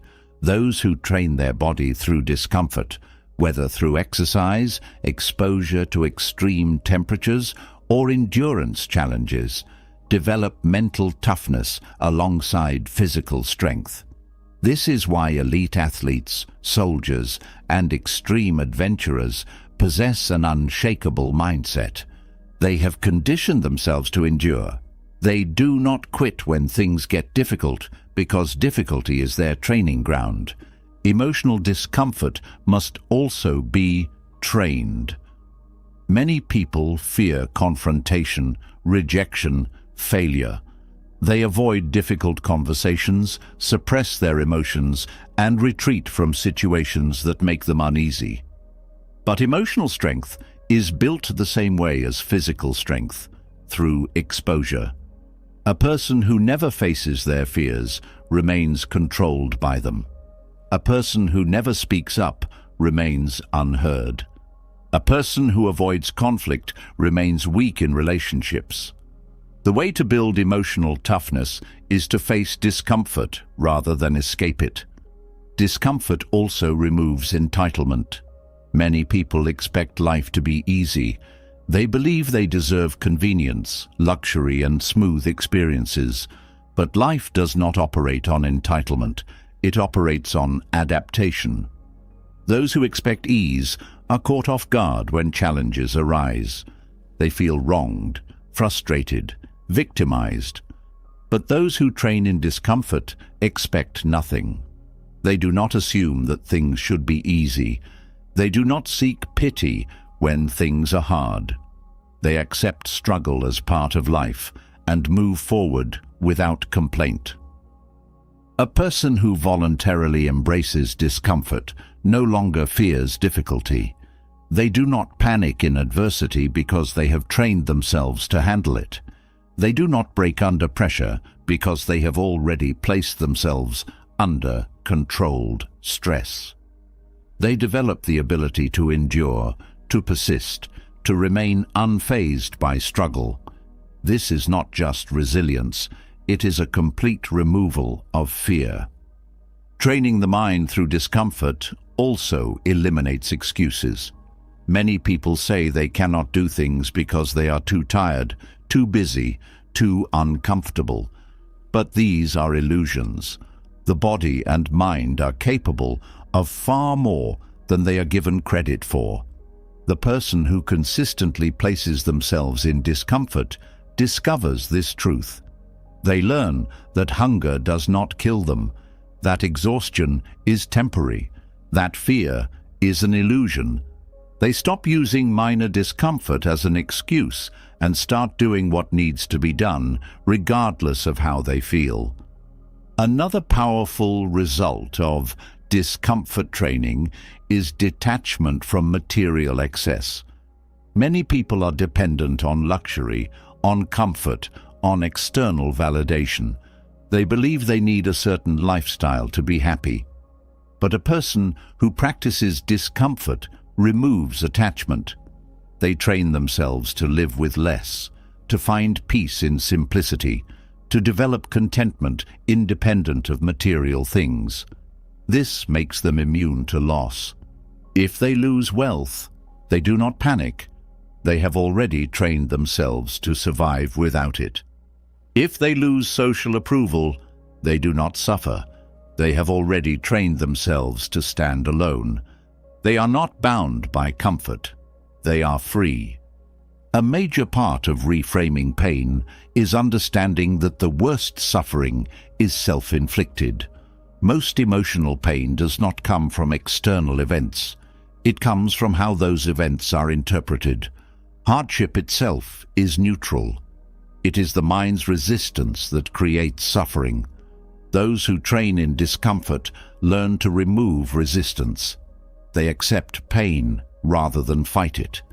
They do not complain. They do not dwell on difficulty. They do not wish things were different. They endure without excess emotion, without unnecessary suffering. One of the greatest gifts of discomfort training is self-trust. Many people do not trust themselves because they have never tested themselves. They do not know if they can handle pain because they have never experienced it willingly. They do not know if they can endure struggle because they have always avoided it. But a person who has faced discomfort repeatedly develops an unshakable belief in their own resilience. They know they can handle pain. They know they can survive hardship. They know they can endure anything life throws at them. This confidence cannot be faked. It is earned. Reframing pain also removes dependency on motivation. Many people rely on feeling motivated to take action. If they do not feel like doing something, they avoid it. But a person who has trained in discomfort no longer needs motivation. They do what must be done whether they feel like it or not. They have trained themselves to move forward in difficulty, to take action despite resistance, to persist even when everything inside them wants to quit. True mental toughness is not built in comfort. It is built in deliberate suffering. It is built in pushing beyond limits, in facing discomfort head-on, in embracing pain as a sharpening tool rather than something to escape. Those who understand this do not seek ease. They seek growth. They do not run from hardship. They run toward it.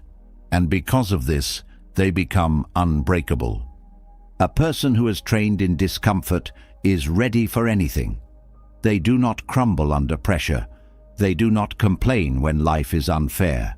They do not hesitate when things get difficult. They move forward regardless of circumstances. And, in doing so, they develop something rare, a mind that is stronger than pain itself. Pain tests the limits of endurance. A mind that embraces discomfort does not break easily, but there is a deeper level of strength beyond simply facing hardship. The ability to outlast, to remain standing when others have given up, is the ultimate test of resilience. The strongest people are not the ones who never struggle. They are the ones who refuse to stop, who push forward even when the odds are against them, who endure longer than anyone else. This is the last man standing principle, the power of staying in the fight when others fall away. Most people do not fail because they lack talent, intelligence, or skill. They fail because they quit too soon. They reach a certain level of discomfort and convince themselves that it is too much. They stop before they find out what they are truly capable of. But those who succeed are the ones who keep going. They understand that most battles are won by the ones who refuse to leave the battlefield. Life is not about quick victories. It is about lasting longer than the resistance. The ability to outlast difficulties comes down to mental endurance. A weak mind looks for an exit when things become hard. It seeks an easier path, a shortcut, a way to escape discomfort. But a strong mind understands that endurance itself is the victory. Every challenge is a test of who will keep standing the longest. Those who endure are the ones who eventually win, not because they were the best, but because they were the last ones left. Endurance is not about physical strength alone. It is about the ability to withstand emotional, mental, and psychological pressure. Many people can handle short bursts of effort. They can work hard for a short period, stay disciplined when things are going well, and push themselves when motivated. But what happens when motivation disappears?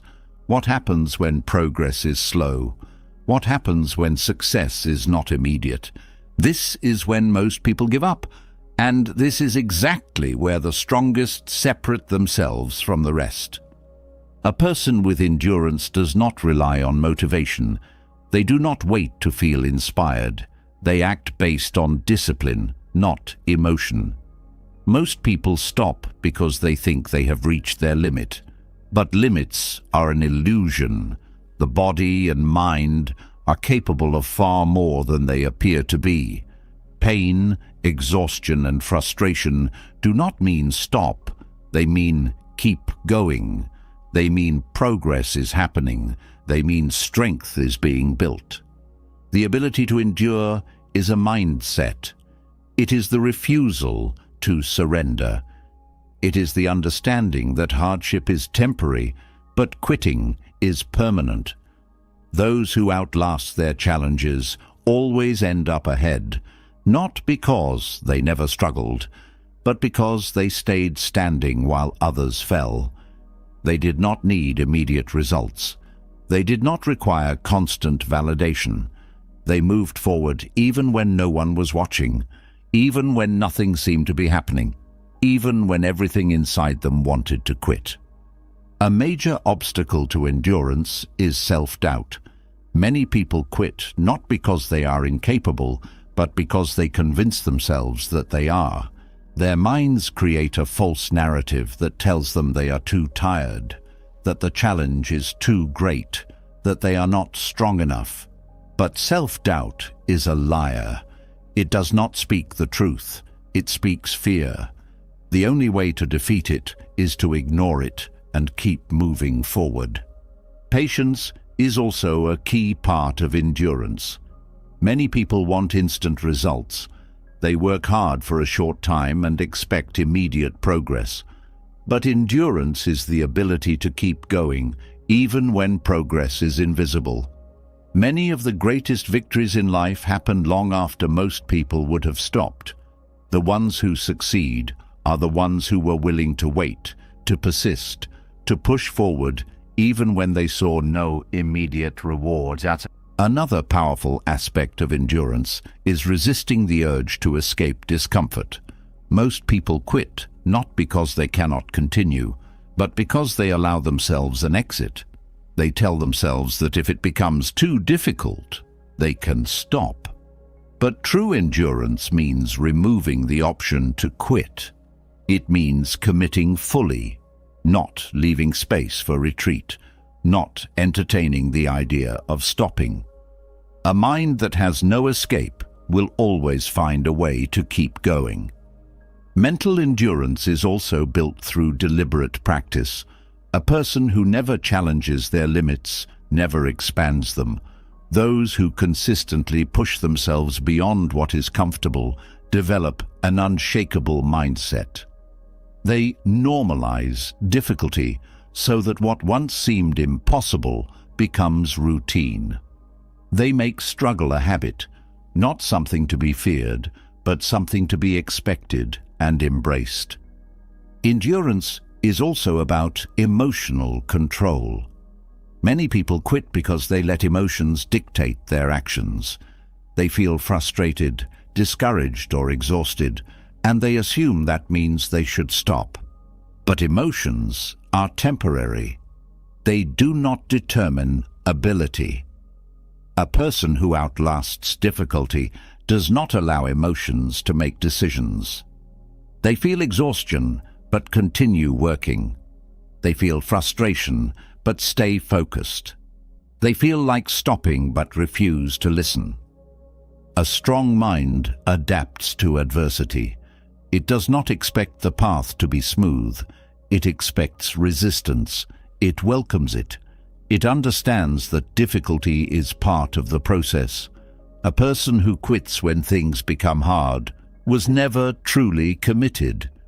They were only willing to continue as long as it was convenient. But true endurance means continuing even when every step is difficult. Resilience is another crucial part of endurance. Many people can handle one challenge, but collapse when multiple struggles hit at once. They feel overwhelmed, discouraged, and paralyzed by the weight of everything. But a person with endurance is not easily shaken. They do not panic when faced with multiple difficulties.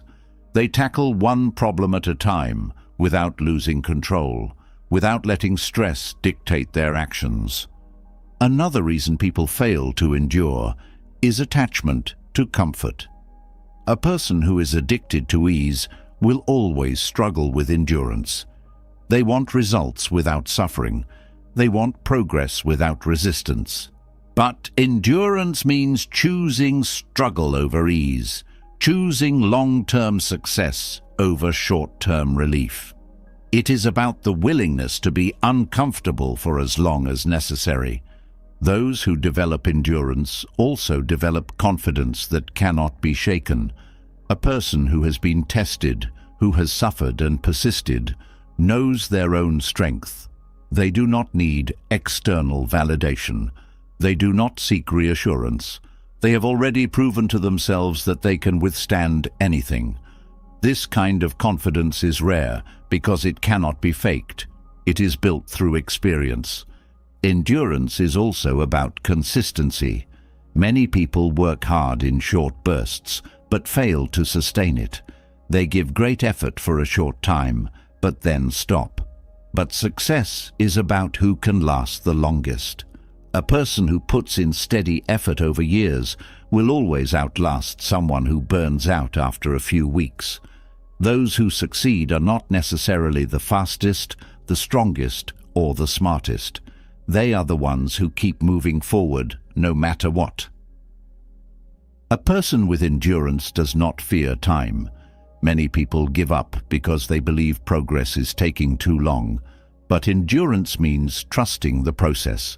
It means understanding that time is an ally, not an enemy. Those who stay the course long enough always reach the destination, while those who quit never know how close they were. A key to developing this mindset is embracing failure as part of the journey. Many people stop after failure because they see it as proof that they are not good enough. But those who endure do not fear failure. They see it as feedback, as part of the process, as something to learn from rather than something to avoid. Failure only stops those who let it. Endurance is about who will remain standing when everything is against them. It is not about being the strongest at the beginning. It is about being the last one left when others have fallen. The ones who succeed in life are not the ones who never struggled, but the ones who refused to stop. They endured longer. They stayed in the fight when everyone else quit. And because of this, they won. A person who has mastered endurance is unstoppable. They do not break under pressure. They do not stop when things become hard. They do not allow temporary discomfort to dictate permanent decisions. They persist when others surrender, continue when others retreat, and finish when others have long since given up. In the end, success is often about nothing more than who refuses to quit the longest. The last one standing is always the one who wins.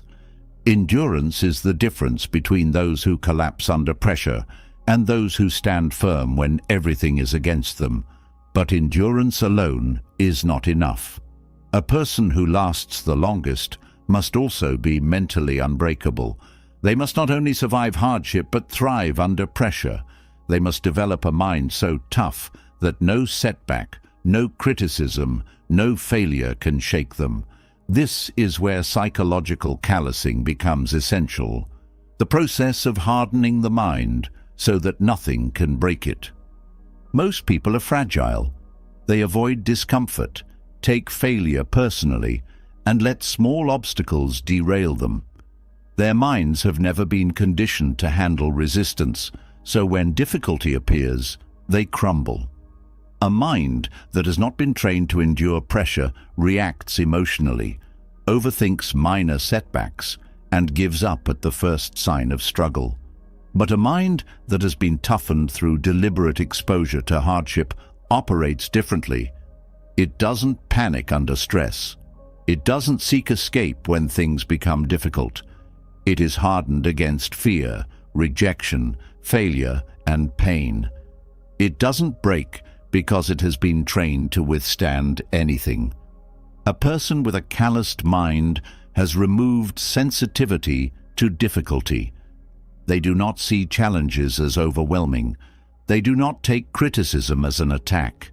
They do not let rejection define their worth. They have built a mental barrier that shields them from emotional weakness. This is not indifference. It is not apathy. It is the ability to absorb pressure without being crushed by it. It is the ability to take loss, failure, discomfort, and hardship without allowing it to weaken resolve. The process of psychological callousing begins with exposure to adversity. A mind that is never challenged never strengthens. Just as physical calluses form when the skin is repeatedly exposed to friction, mental toughness is developed through repeated exposure to difficulty. Each hardship, each struggle, each moment of discomfort adds another layer of resilience. The more a person experiences controlled stress, the less reactive they become. Many people struggle with emotional fragility because they avoid situations that test them. They retreat from discomfort. They shy away from confrontation. They insulate themselves from anything that might challenge their confidence. But avoidance does not build resilience. It builds weakness. The only way to toughen the mind is by facing what is feared, enduring what is difficult, and pushing through what is uncomfortable.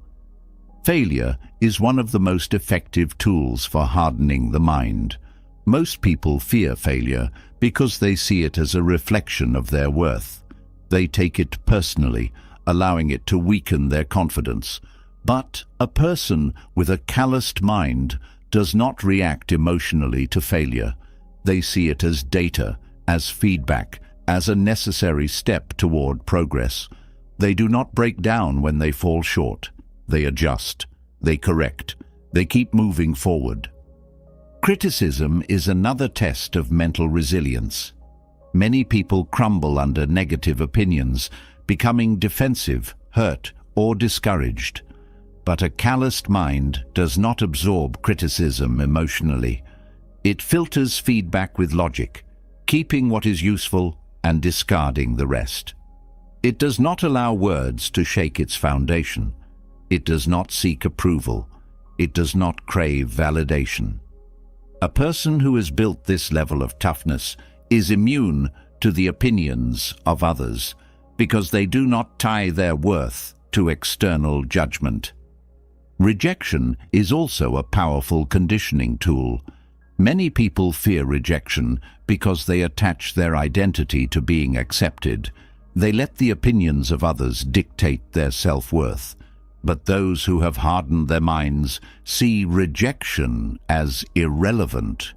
They understand that rejection is a redirection, not a reflection.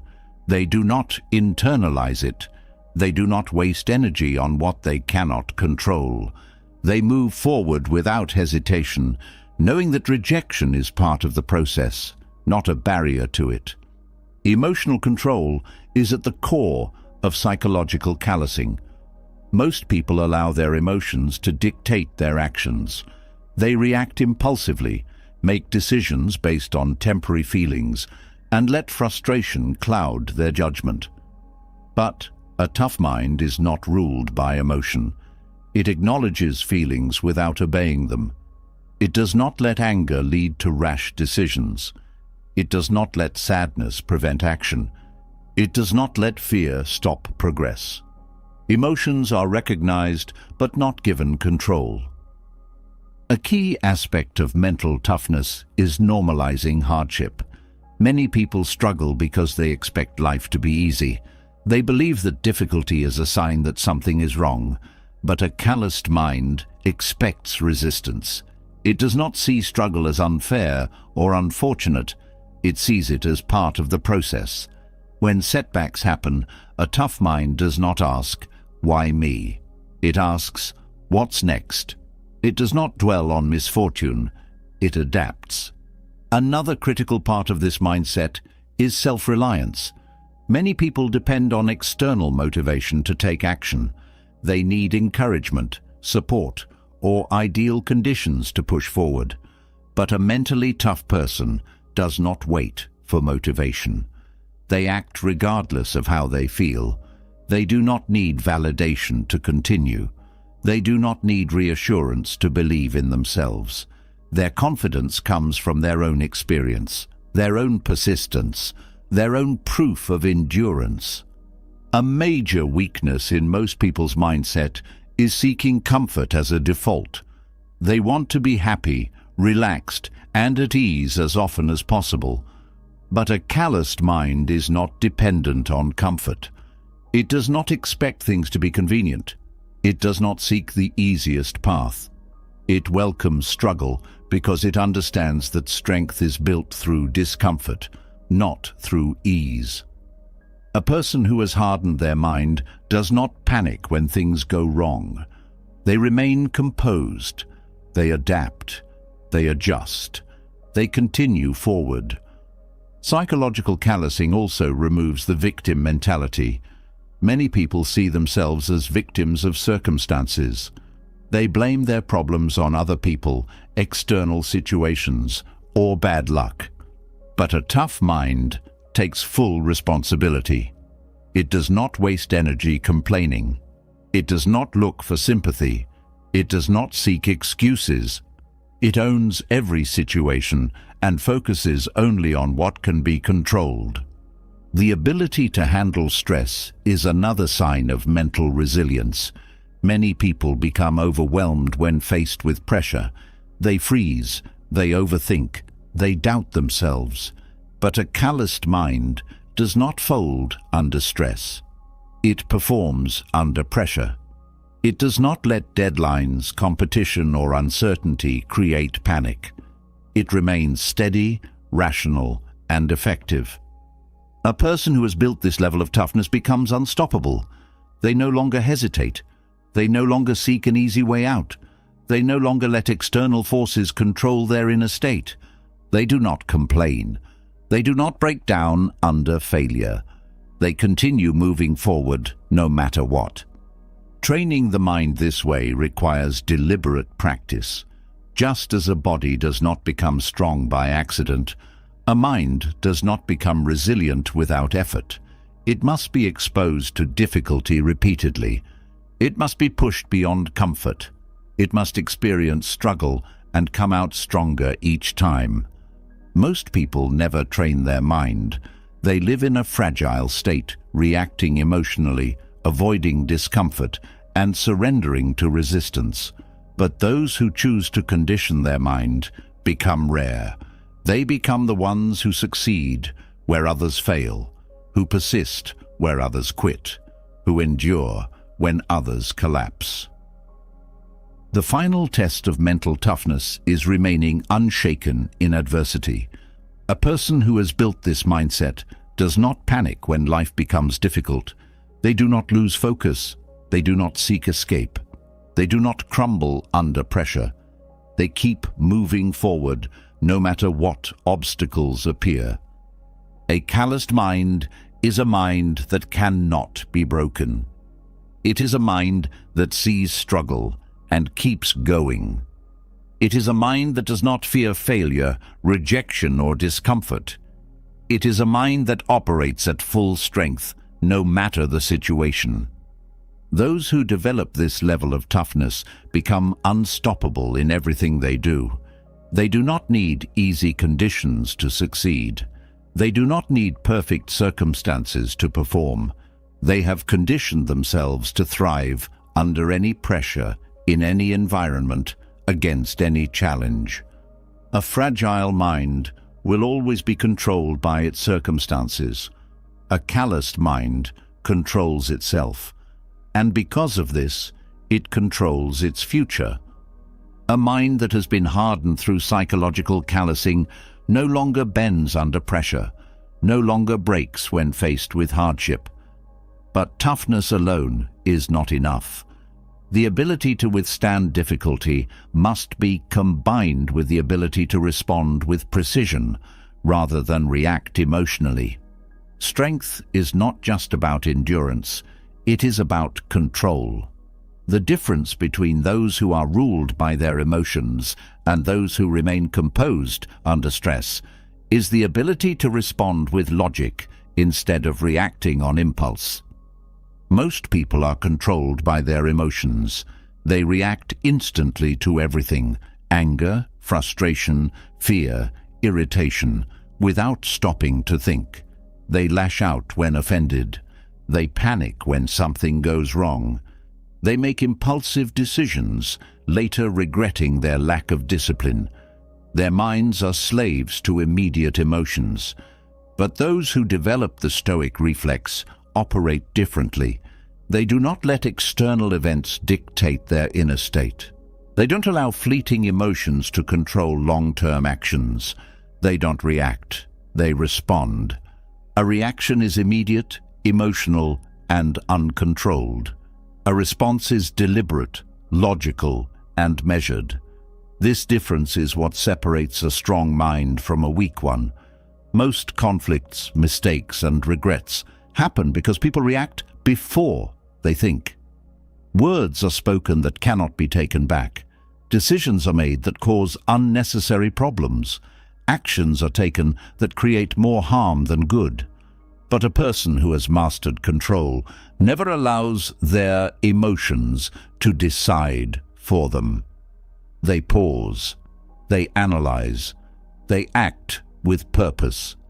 The ability to control reactions is not about suppressing emotion. It is about mastering the space between stimulus and response. The moment something happens, there is a small gap before action is taken. Most people ignore this gap, reacting automatically. But this gap is where power exists. It is the space where a person chooses whether they will act from logic or from emotion. Those who strengthen this ability no longer make decisions they regret. They no longer get caught in unnecessary conflicts. They no longer allow outside forces to dictate their behavior. Training the mind to delay reactions is one of the most powerful ways to build self-control. The natural impulse is to act immediately, but the person who resists this impulse gains a huge advantage. They remain composed when others lose control. They stay steady when others are overwhelmed. They maintain focus when others are distracted. They do not allow external events to trigger irrational behavior. One of the greatest benefits of this mindset is avoiding unnecessary problems. Most people create their own difficulties by reacting impulsively. A careless word spoken in anger leads to a fight that could have been avoided. A rash decision made in frustration leads to long-term consequences. A knee-jerk emotional response turns a small inconvenience into a major issue. But a person who masters the art of responding instead of reacting prevents unnecessary chaos. They think before they act. They choose their words carefully. They do not let a temporary feeling create permanent damage. This ability also leads to superior decision-making. Many mistakes are made because people act too quickly. They allow pressure, fear, or anger to push them into hasty choices. But strong minds do not rush. They do not make decisions based on impulse. They assess the situation, look at the facts, and respond only when they are certain of their course of action. This ability to remain calm under pressure allows them to consistently make better choices than those who act emotionally. Controlling reactions also creates emotional resilience. Most people are easily disturbed by external events. A rude comment, a small inconvenience, or an unexpected difficulty can ruin their entire mood. They become irritated, upset, or discouraged over minor issues. But those who have trained themselves to respond rather than react are unaffected by small disturbances. They do not let petty problems control their emotions. They maintain their internal stability no matter what happens. This mindset also strengthens relationships. Many conflicts in friendships, families, and workplaces are caused by uncontrolled reactions. A misunderstood statement leads to an argument. A moment of anger causes hurt feelings. An impulsive decision damages trust. But a person who controls their response prevents unnecessary conflict. They do not escalate situations with emotional outbursts. They do not take offense easily.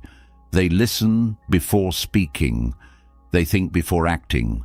Because of this, they maintain stronger, more stable relationships than those who react without thought. Developing this ability also leads to greater respect. A person who reacts emotionally is seen as weak, unstable, and easy to manipulate. But a person who remains calm in all situations commands authority. They are trusted. They are looked to for guidance. They gain influence not through force, but through composure. Their ability to control themselves gives them control over their environment. Training the Stoic reflex requires self-awareness.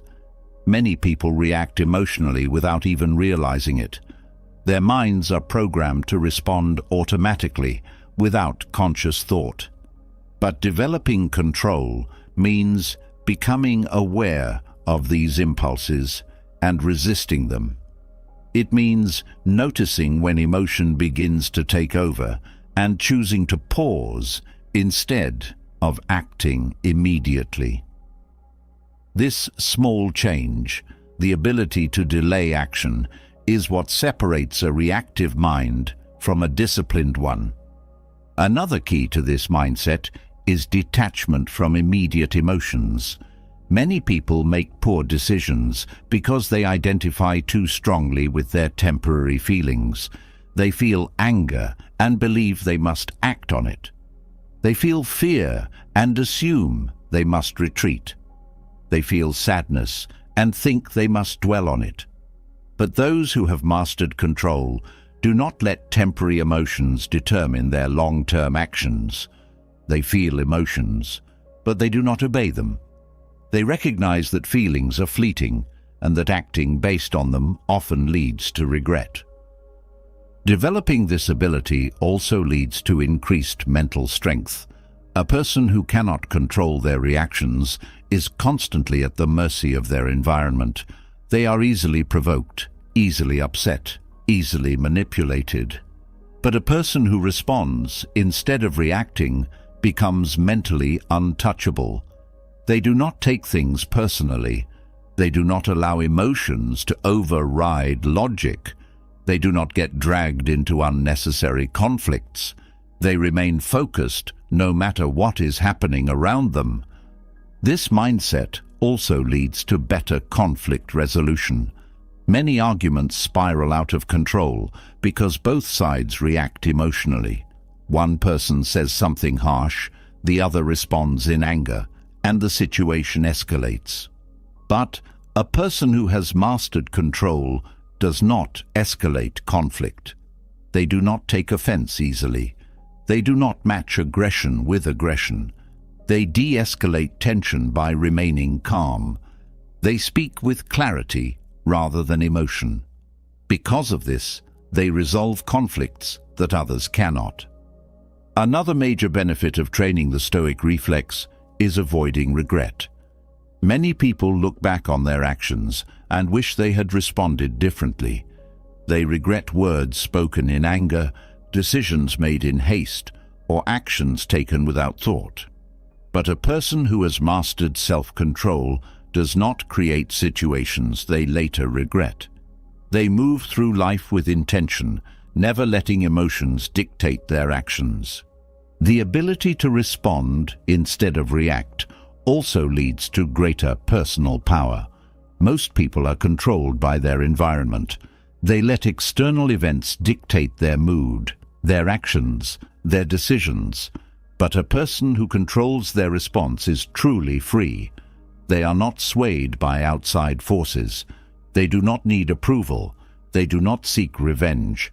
They do not react to insults, pressure, or manipulation. They act only when they decide it is necessary. Developing this ability requires constant practice. It is not something that happens overnight. It is built through small moments, pausing before speaking, thinking before acting, choosing to remain calm instead of reacting emotionally. Each time a person successfully resists an emotional reaction, they strengthen their ability to respond with logic instead of impulse. A person who masters this mindset becomes unshakable. They do not panic under stress. They do not let others control their emotions. They do not make decisions they later regret. They remain steady, focused, and composed in all situations. Most people are ruled by emotion. A person who learns to control their response instead of reacting impulsively becomes rare. They stand out. They are trusted. They are respected. They move through life without unnecessary conflict, without regret, and without being controlled by external forces. A reactive mind is weak. A responsive mind is strong. And the person who masters this discipline gains control, not just over themselves, but over everything around them. Mastering the ability to respond rather than react builds control over emotions, decisions, and actions. But self-control alone is not enough. A mind that remains steady in chaos must also be continuously strengthened. Mental resilience is not something a person is born with. It is something that must be trained, challenged, and built over time. Just like physical strength, mental toughness must be developed through resistance. The stronger the mind, the less likely it is to collapse under pressure. The more it is tested, the more it adapts. A weak mind crumbles when difficulty appears, but a strong mind thrives under it. Most people assume that mental toughness is either natural or unattainable, but this is false. Resilience is not fixed. It can be trained like a muscle. The difference between those who break under stress and those who endure is not genetics, luck, or talent. It is mental conditioning. Those who become unshakable do not arrive at strength by accident. They build it. They challenge their limits. They progressively push beyond what is comfortable, allowing their mental endurance to expand over time. A person who never tests themselves never discovers their full capacity. Most people avoid discomfort, taking the easiest possible path, believing that struggle is something to be avoided rather than embraced. But the truth is, a mind that is not challenged becomes weaker. Just like a body that is never exercised becomes fragile, a mind that is never tested becomes incapable of handling stress.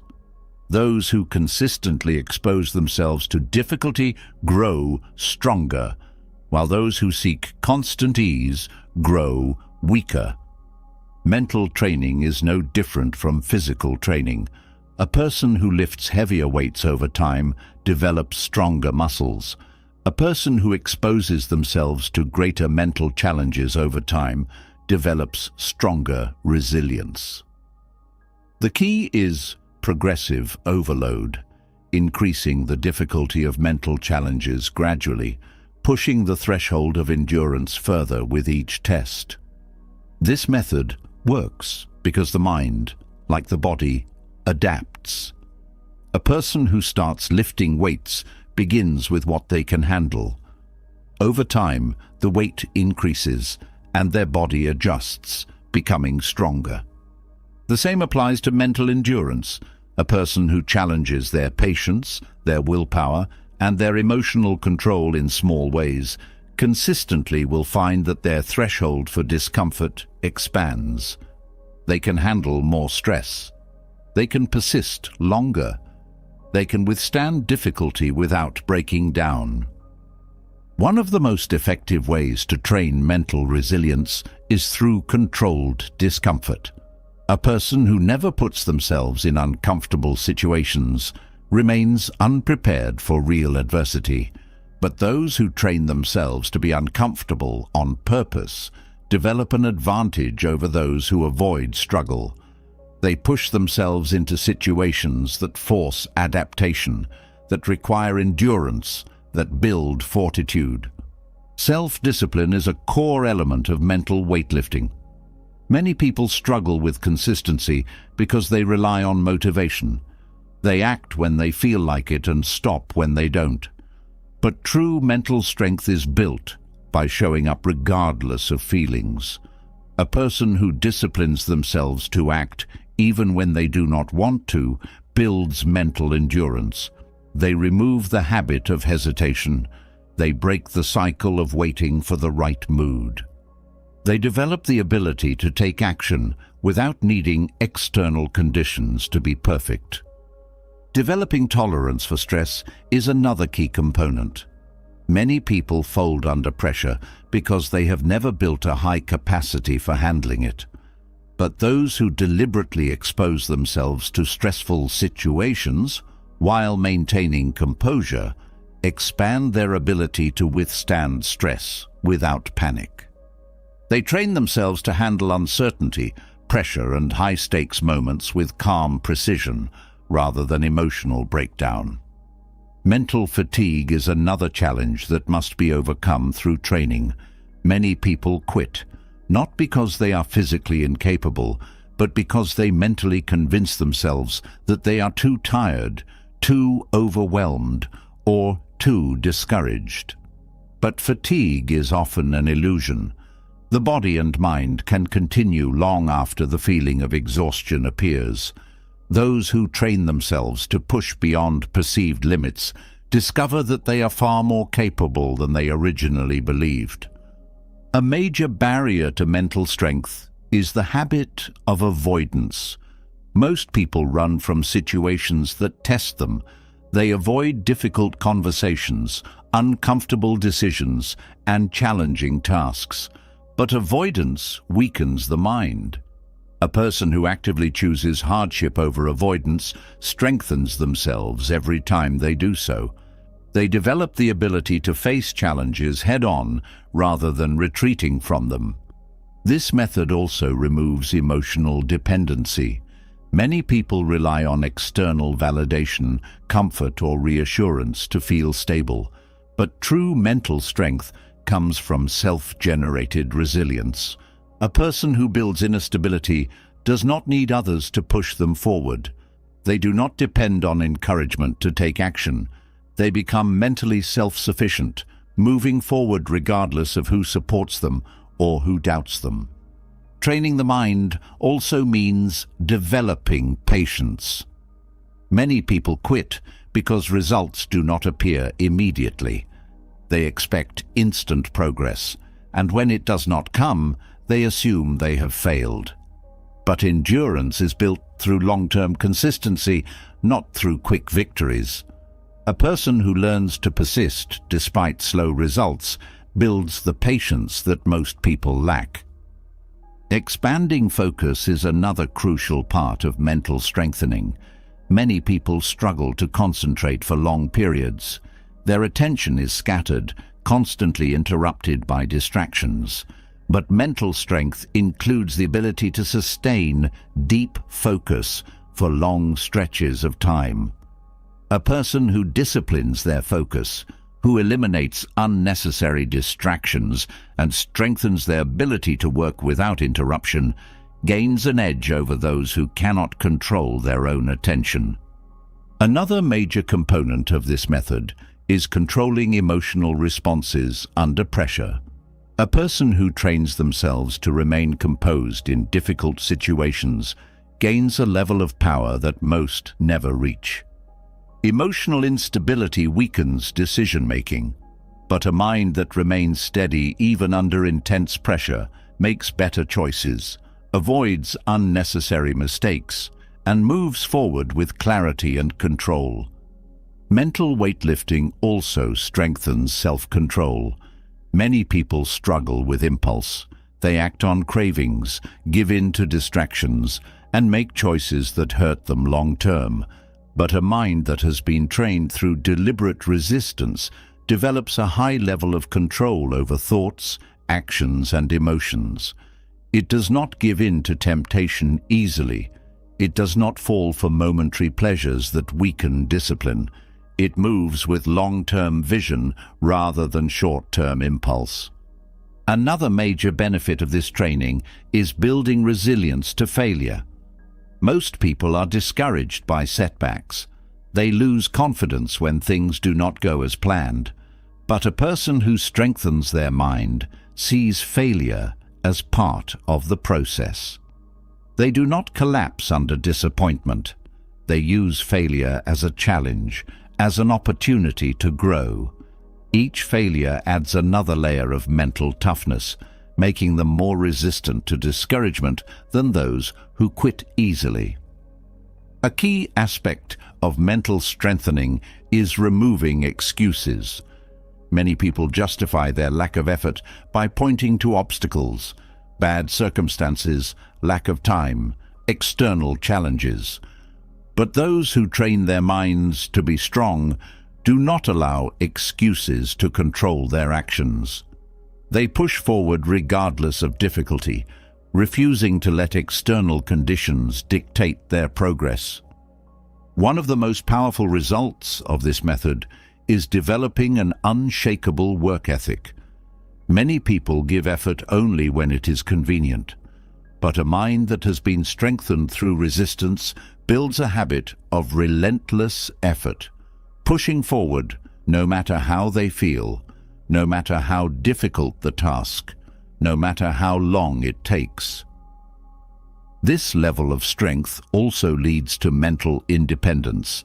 Many people look for guidance, direction, or approval before they act, but a person who has trained their mind to be strong does not seek permission. They do not need external encouragement to continue. They develop the ability to lead themselves, to hold themselves accountable, and to take full responsibility for their progress. The ability to persist when others quit is what ultimately separates those who succeed from those who do not.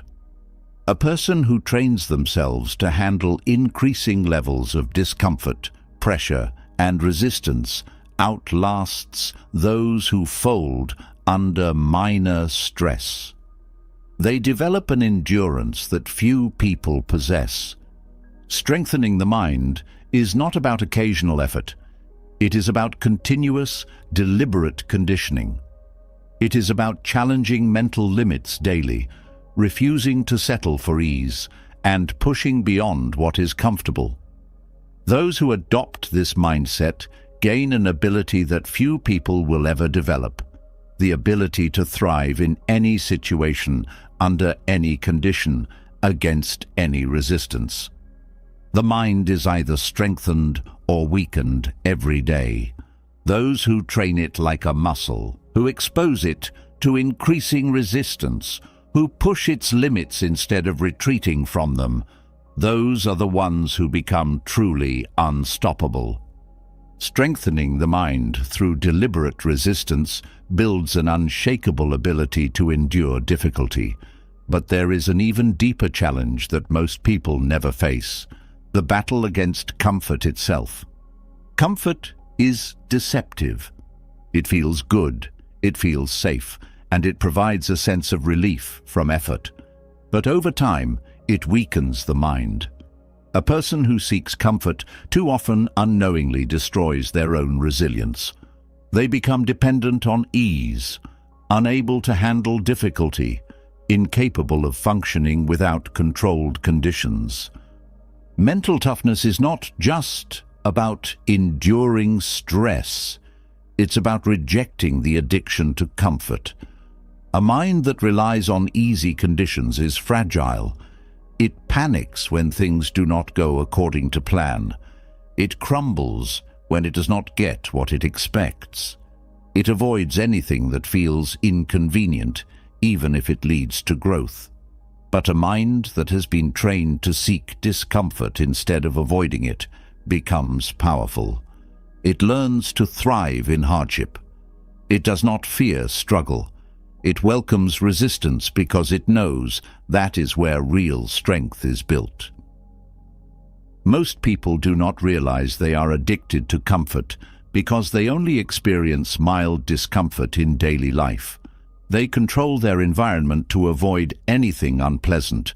They adjust the temperature to stay warm or cool. They eat whenever they are hungry to avoid the slightest feeling of deprivation. They avoid difficult conversations to escape conflict. They seek entertainment to prevent boredom. These small habits create a dependence on comfort that destroys mental resilience. A person who never steps outside of comfort never experiences their true capacity.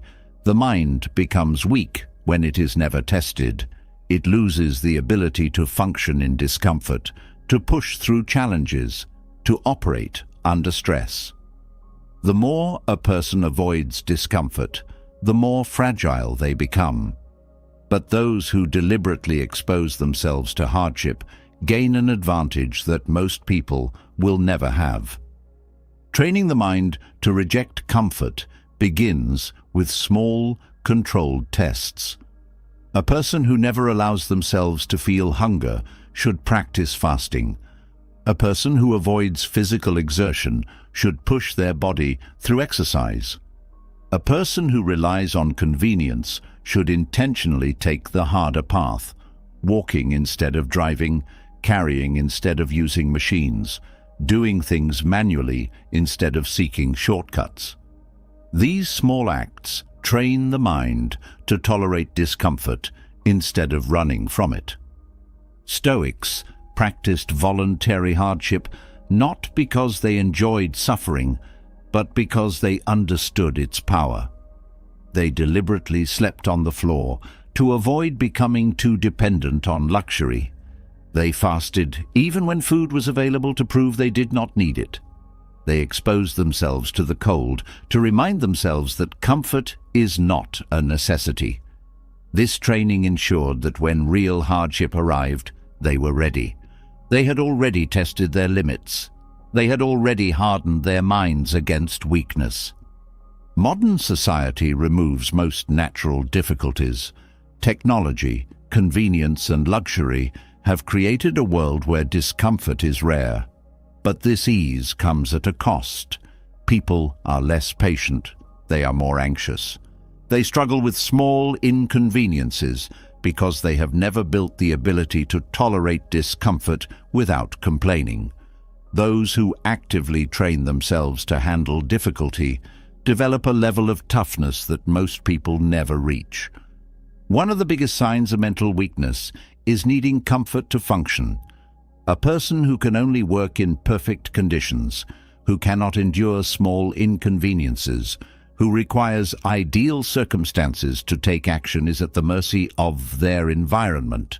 They are not in control. They are controlled by their need for ease. But a person who removes the need for comfort becomes unstoppable. They do not wait for the perfect situation. They do not need external conditions to be ideal. They function anywhere, in any situation, under any level of difficulty.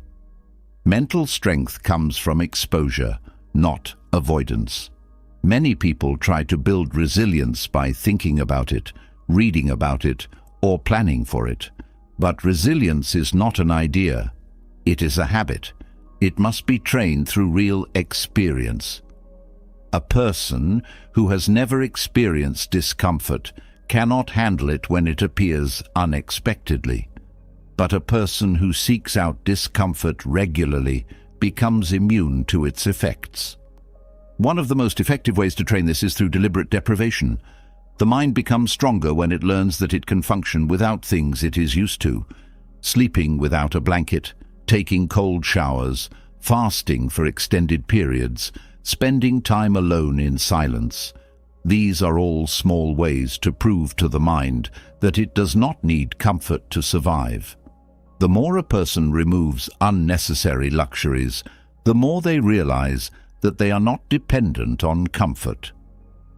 Breaking free from comfort also means removing the need for instant gratification. Many people struggle with discipline because they seek immediate pleasure. They want results now. They want success without effort. They want relief from stress immediately. But those who train themselves to delay gratification, to endure difficulty, to tolerate discomfort without seeking escape, become rare. They develop patience, endurance, and the ability to sustain effort longer than those who are controlled by their cravings. Rejecting comfort also removes emotional dependence. Many people seek external sources of comfort when they feel stressed: food, entertainment, social validation, distraction. But a person who trains themselves to sit with discomfort rather than run from it develops emotional control. They do not seek immediate relief. They do not act impulsively to escape an unpleasant feeling. They become comfortable in discomfort, allowing their mind to process stress without reacting impulsively. Another key part of this training is embracing voluntary effort. Many people avoid doing hard things if they are not required. They take the easiest path in every situation. But those who force themselves to do things the hard way, even when an easier option is available, build a kind of toughness that is missing in most people. Carrying heavy things instead of using a cart, walking instead of driving short distances, waking up earlier than necessary, taking the longer route. All of these small habits train the mind to endure rather than avoid difficulty. A person who is no longer controlled by comfort becomes immune to panic under pressure. They have already trained themselves to function under stress, to remain calm in difficult situations, to take action even when things are unpleasant. They do not crumble when faced with difficulty because they have removed the habit of needing things to be easy. Breaking the attachment to comfort also removes dependency on motivation. Many people only take action when they feel like it. They wait for inspiration. They wait for the right mood. But those who train themselves to act regardless of feelings develop an advantage that most never will. They no longer need motivation because they do what needs to be done, whether they feel like it or not. A person who embraces discomfort removes all excuses. They no longer say, "I can't do this because I'm tired," or "I can't focus because I'm uncomfortable," or "I can't handle this stress." They no longer allow minor discomforts to control their actions. They operate with discipline, with focus, with endurance. They do not let feelings determine their effort. Comfort is the greatest enemy of mental toughness. It creates weakness, dependency, and fragility. But those who train themselves to function without comfort, to embrace discomfort, to operate under pressure without breaking, become mentally untouchable. They do not complain. They do not hesitate. They do not require easy conditions. Those who build this mindset become immune to suffering. They do not panic when things get hard. They do not retreat from struggle. They do not lose control when life becomes unpredictable. They move forward without hesitation, without waiting for things to be ideal, without relying on external conditions to dictate their ability to act. A fragile mind is controlled by comfort. A strong mind controls itself. And the person who masters this discipline removes the greatest obstacle to resilience, the need for ease. They do not seek struggle for its own sake, but they refuse to fear it. And because of this, they become the rarest type of person, the one who thrives in difficulty rather than being destroyed by it. A mind that is free from the need for comfort is a mind that cannot be controlled by external forces. It does not bend to cravings, does not retreat at the first sign of difficulty, and does not seek an easy way out. But there is a deeper level of resilience that only a few ever reach, the ability to remain completely unshaken no matter what happens. When chaos erupts, when uncertainty strikes, when everything seems to collapse, most people panic, react emotionally, and lose control. But those who have built an unshakable self stand firm. They do not let circumstances dictate their emotions. They do not let unexpected events pull them into a state of fear. They remain stable, grounded, and in control, no matter what storm surrounds them. Most people are not built for uncertainty. They seek predictability, safety, and reassurance. When life does not go as planned, they struggle. They get overwhelmed. They feel lost. They let external circumstances shape their internal state. But those who develop inner unshakability remove all dependency on external stability. They do not need life to be predictable because they have trained themselves to adapt. They do not need things to go smoothly because they've already prepared themselves for difficulty. They do not need external validation because their confidence is self-generated. This ability to remain steady no matter what separates those who survive adversity from those who collapse under it. Mental stability is not about denying emotions, nor is it about suppressing feelings. It is about controlling responses instead of being controlled by reactions. Most people feel fear, and they obey it. They feel stress, and they let it consume them. They feel anger, and they act on it impulsively. But those who develop an unshakable self acknowledge emotions without surrendering to them. They feel stress, but do not let it cloud their judgment. They feel frustration, but do not let it dictate their actions. They feel uncertainty, but do not let it weaken their resolve. Developing this ability requires breaking free from the illusion of control. Most people suffer not because of what happens to them, but because they resist what they cannot change. They fight against reality, trying to force things to be different. But those who develop stability accept what is outside their control without emotional disturbance. They do not waste energy wishing things were different. They adapt, adjust, and move forward without frustration. This ability to navigate life without resistance to the uncontrollable is what gives them an edge over those who constantly fight against what cannot be changed. Another key part of unshakability is not allowing temporary events to create permanent instability. Most people react emotionally to everything in the moment. If something goes wrong, they assume it is a disaster. If they fail, they assume it defines them. If they face a setback, they assume it will last forever. But a person who has built inner stability sees beyond the immediate moment. They do not judge an entire journey by a single obstacle. They do not assume failure means the end. They understand that everything is temporary, and they refuse to make long-term decisions based on short-term emotions.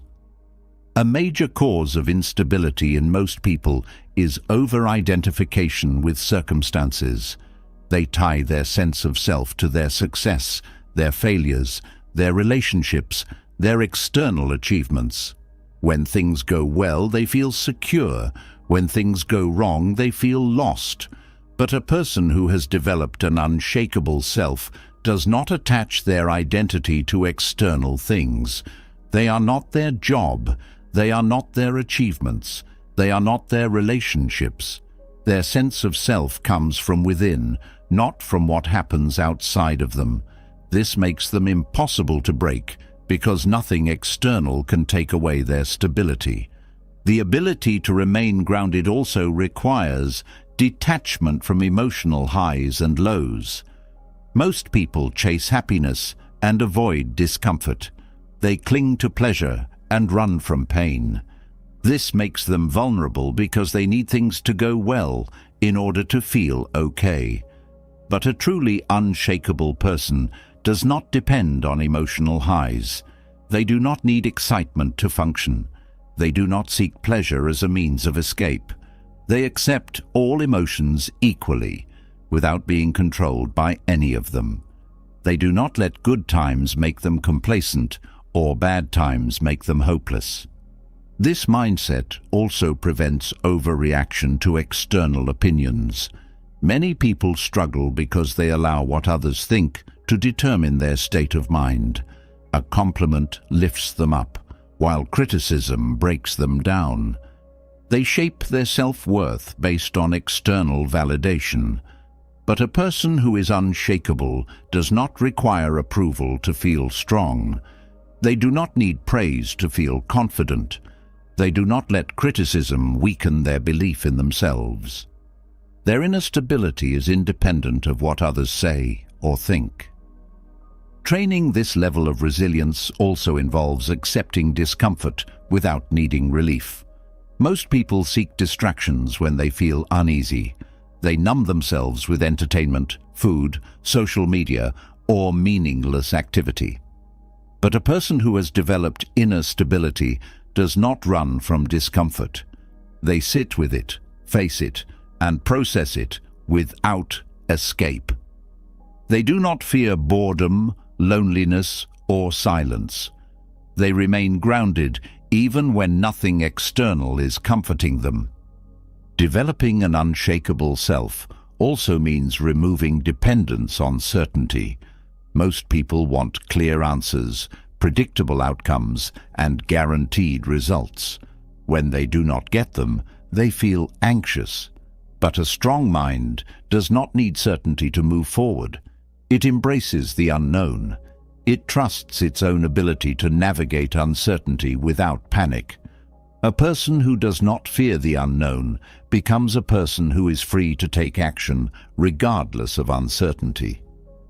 One of the strongest indicators of inner stability is remaining composed under pressure. Most people break when stress reaches a certain level. They lash out, shut down, or make rash decisions. But a person who has built this kind of resilience stays calm when others panic. They think clearly when others are overwhelmed. They maintain control over their actions, no matter how much external pressure exists. A person with this mindset also remains emotionally independent. They do not need someone else to make them feel okay. They do not rely on a relationship, friendship, or external connection to feel stable. They can stand alone without feeling lost. This does not mean they reject relationships. It means they do not require them for inner balance. They bring strength into relationships rather than looking for strength from them. Another critical aspect of stability is not allowing setbacks to alter long-term focus. Most people get distracted by temporary struggles. They lose sight of their bigger vision when something goes wrong. But a person with an unshakable self keeps moving forward regardless of the obstacles that appear. They do not abandon their principles because of difficulty. They do not quit because progress is slow. They remain focused no matter what happens. A mind that is unshakable also does not allow negative emotions to spiral out of control. Many people fall into cycles of overthinking, doubt, and discouragement. But a stable mind does not feed negative thoughts. It acknowledges them without indulging them. It redirects focus instead of sinking into self-pity. It moves towards solutions rather than dwelling on problems.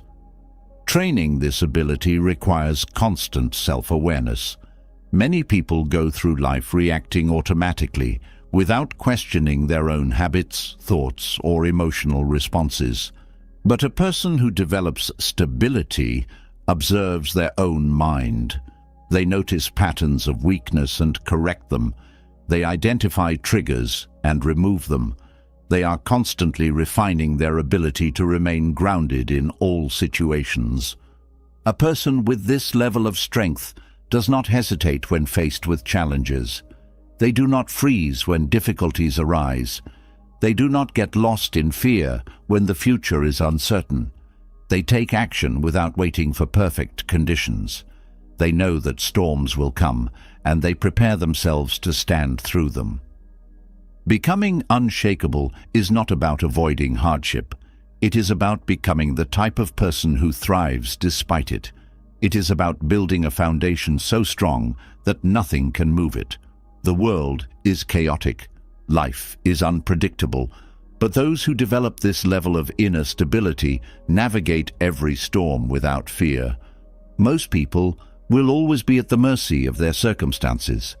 A person who builds unshakability becomes untouchable.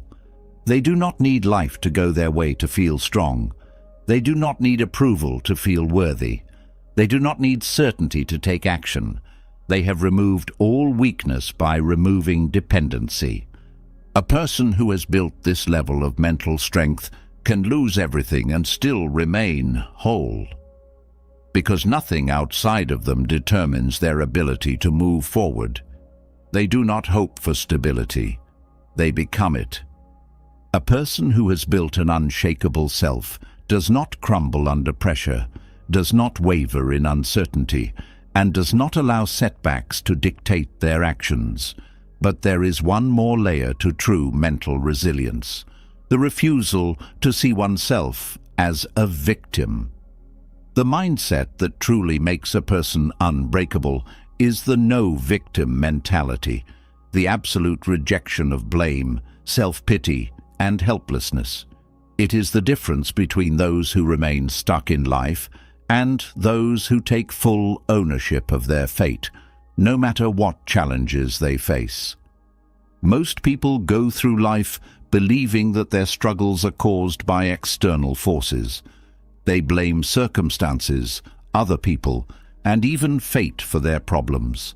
They tell themselves that life has been unfair to them, that they are powerless against the things that have happened to them, and that they cannot change their reality because they are at the mercy of forces beyond their control. This mindset is not just harmful. It is a trap that weakens the mind, kills motivation, and keeps a person stuck in suffering. The no-victim mindset is about rejecting all forms of helplessness. A person who develops this mentality does not waste time asking why things are difficult, why they have been treated unfairly, or why life has presented them with obstacles. They do not look for excuses. They do not dwell on injustice. They do not indulge in self-pity. They understand that no amount of complaining, blaming, or wishing things were different will change reality. They only focus on what they can control, and they take full responsibility for their response to every situation. Taking responsibility does not mean denying hardship. It does not mean ignoring past suffering or pretending that challenges do not exist. It means refusing to let those hardships define who you are. It means choosing to act instead of waiting for external circumstances to change. It means understanding that no matter what happens, the power to move forward is always in your hands. A person who refuses to see themselves as a victim removes all excuses. They do not say, "I can't do this because of my past," or "I can't succeed because of my circumstances," or "I can't change because life has been unfair to me." They do not wait for things to improve before they take action. They do not rely on luck, sympathy, or external rescue. They act regardless of how difficult things are because they know that waiting for fairness is a losing game. Most people hold on to a victim mentality because it feels safe. It provides a reason for why they are struggling. It allows them to shift the responsibility away from themselves. But this false sense of relief comes at a massive cost. It steals personal power. It convinces a person that they are unable to change their situation, when in reality, they are the only ones who can. Those who break free from this mindset realize that even in the worst circumstances, they always have the power to take action, to adapt, to grow, and to reclaim control over their own life.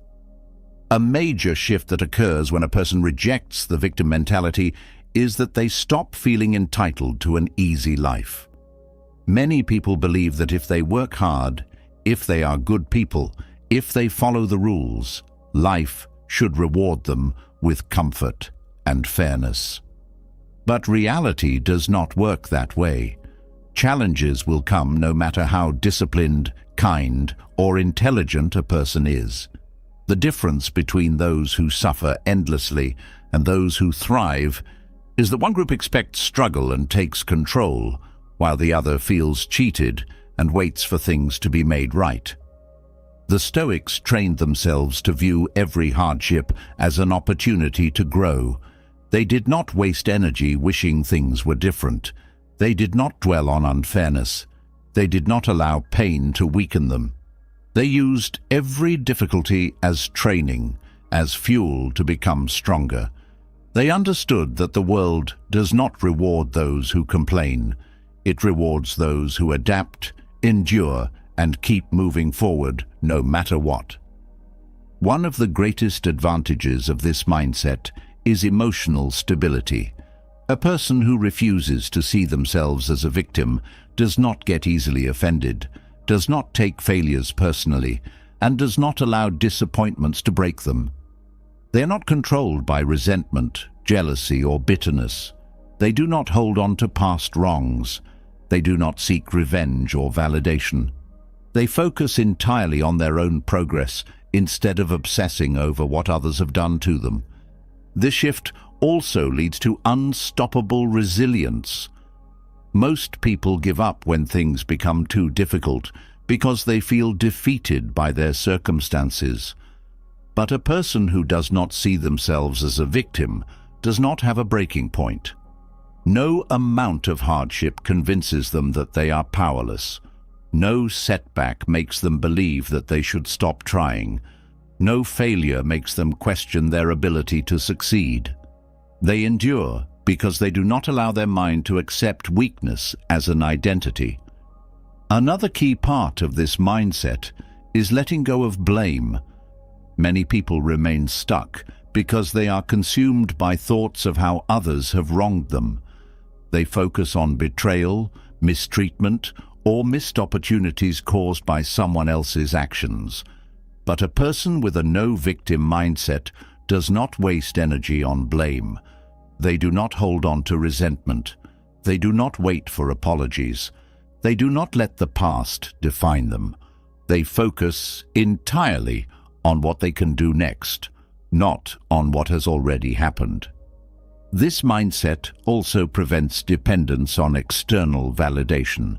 Many people struggle because they need others to acknowledge their pain, to validate their struggles, to recognize their suffering. But a person who has fully rejected the victim mentality does not need anyone to acknowledge their hardship. They do not seek permission to move forward. They do not need their story to be heard before they take action.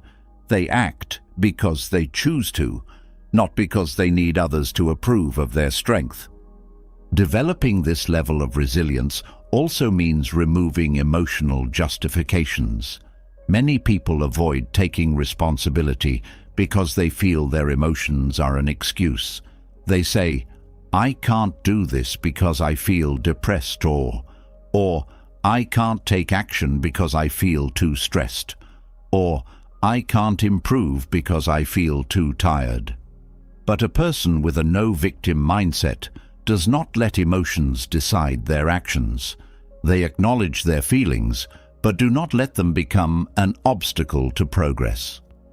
This mentality also builds independence. Many people wait for help, support, or permission before they move forward. But those who reject victimhood do not wait. They do not need someone else to believe in them before they take action. They become their own source of motivation, their own source of discipline, their own driving force. A person who masters this mindset never complains about difficulty. They do not dwell on what is missing, what is unfair, or what is hard. They focus only on solutions. They act without hesitation. They adapt without resistance. They move forward without excuses. This transformation creates a kind of unstoppable momentum. A person who once felt powerless now realizes they have always had control. A person who once waited for things to change now becomes the one who changes things. A person who once felt broken now recognizes that nothing outside of them has the power to keep them down. Many will go through life waiting for circumstances to improve, waiting for fairness, waiting for justice. But those who adopt this mindset understand that waiting is the greatest weakness. They do not wait. They take control, they move forward, and they shape their future with their own hands. This shift removes all limitations. It removes all doubt. It removes every excuse that once held them back. They stop seeing life as something happening to them and start seeing life as something they create. Most will remain trapped by their own thoughts, held back by the illusion that they are powerless. But a person who develops this mentality becomes one of the few who are truly free. Free from blame, free from excuses, free from dependency. They become completely untouchable. They do not break. They do not retreat. They become the master of their own fate. Everything you've just learned is the foundation of unbreakable mental strength. A mind that does not react impulsively, does not crumble under pressure, and does not surrender to excuses. A mind that is trained, disciplined and conditioned for any battle life throws its way. The weak seek comfort, but the strong seek resilience. The average look for external control, but the wise build inner fortitude. The fragile are ruled by emotions, but the mentally strong respond with logic and precision. This is what separates those who fall apart from those who rise above. Mental toughness is not about talent, luck, or circumstance. It is about deliberate training, about exposing yourself to difficulty, about rejecting the mindset of helplessness. It is about waking up every day with the understanding that no one is coming to save you, but you never needed saving to begin with, because you have everything within you to overcome, endure, and conquer. True strength is built in the daily battles, in saying no when it is uncomfortable, in facing fears rather than running from them, in eliminating distractions, removing mental clutter, and standing firm in your values, no matter how hard the world pushes against you. It is in letting go of victimhood, in refusing to be dependent on comfort, in conditioning your mind like a warrior preparing for war. The world will always test you. The question is, will you be ready? If this resonated with you, drop a comment below. I choose mental strength. Let the world know that you refuse to be weak, that you are committed to building an unshakable mind. And if you want to keep strengthening your mind, subscribe now and turn on notifications. The journey doesn't end here. There is more to learn, more to train, more to master. This is only the beginning.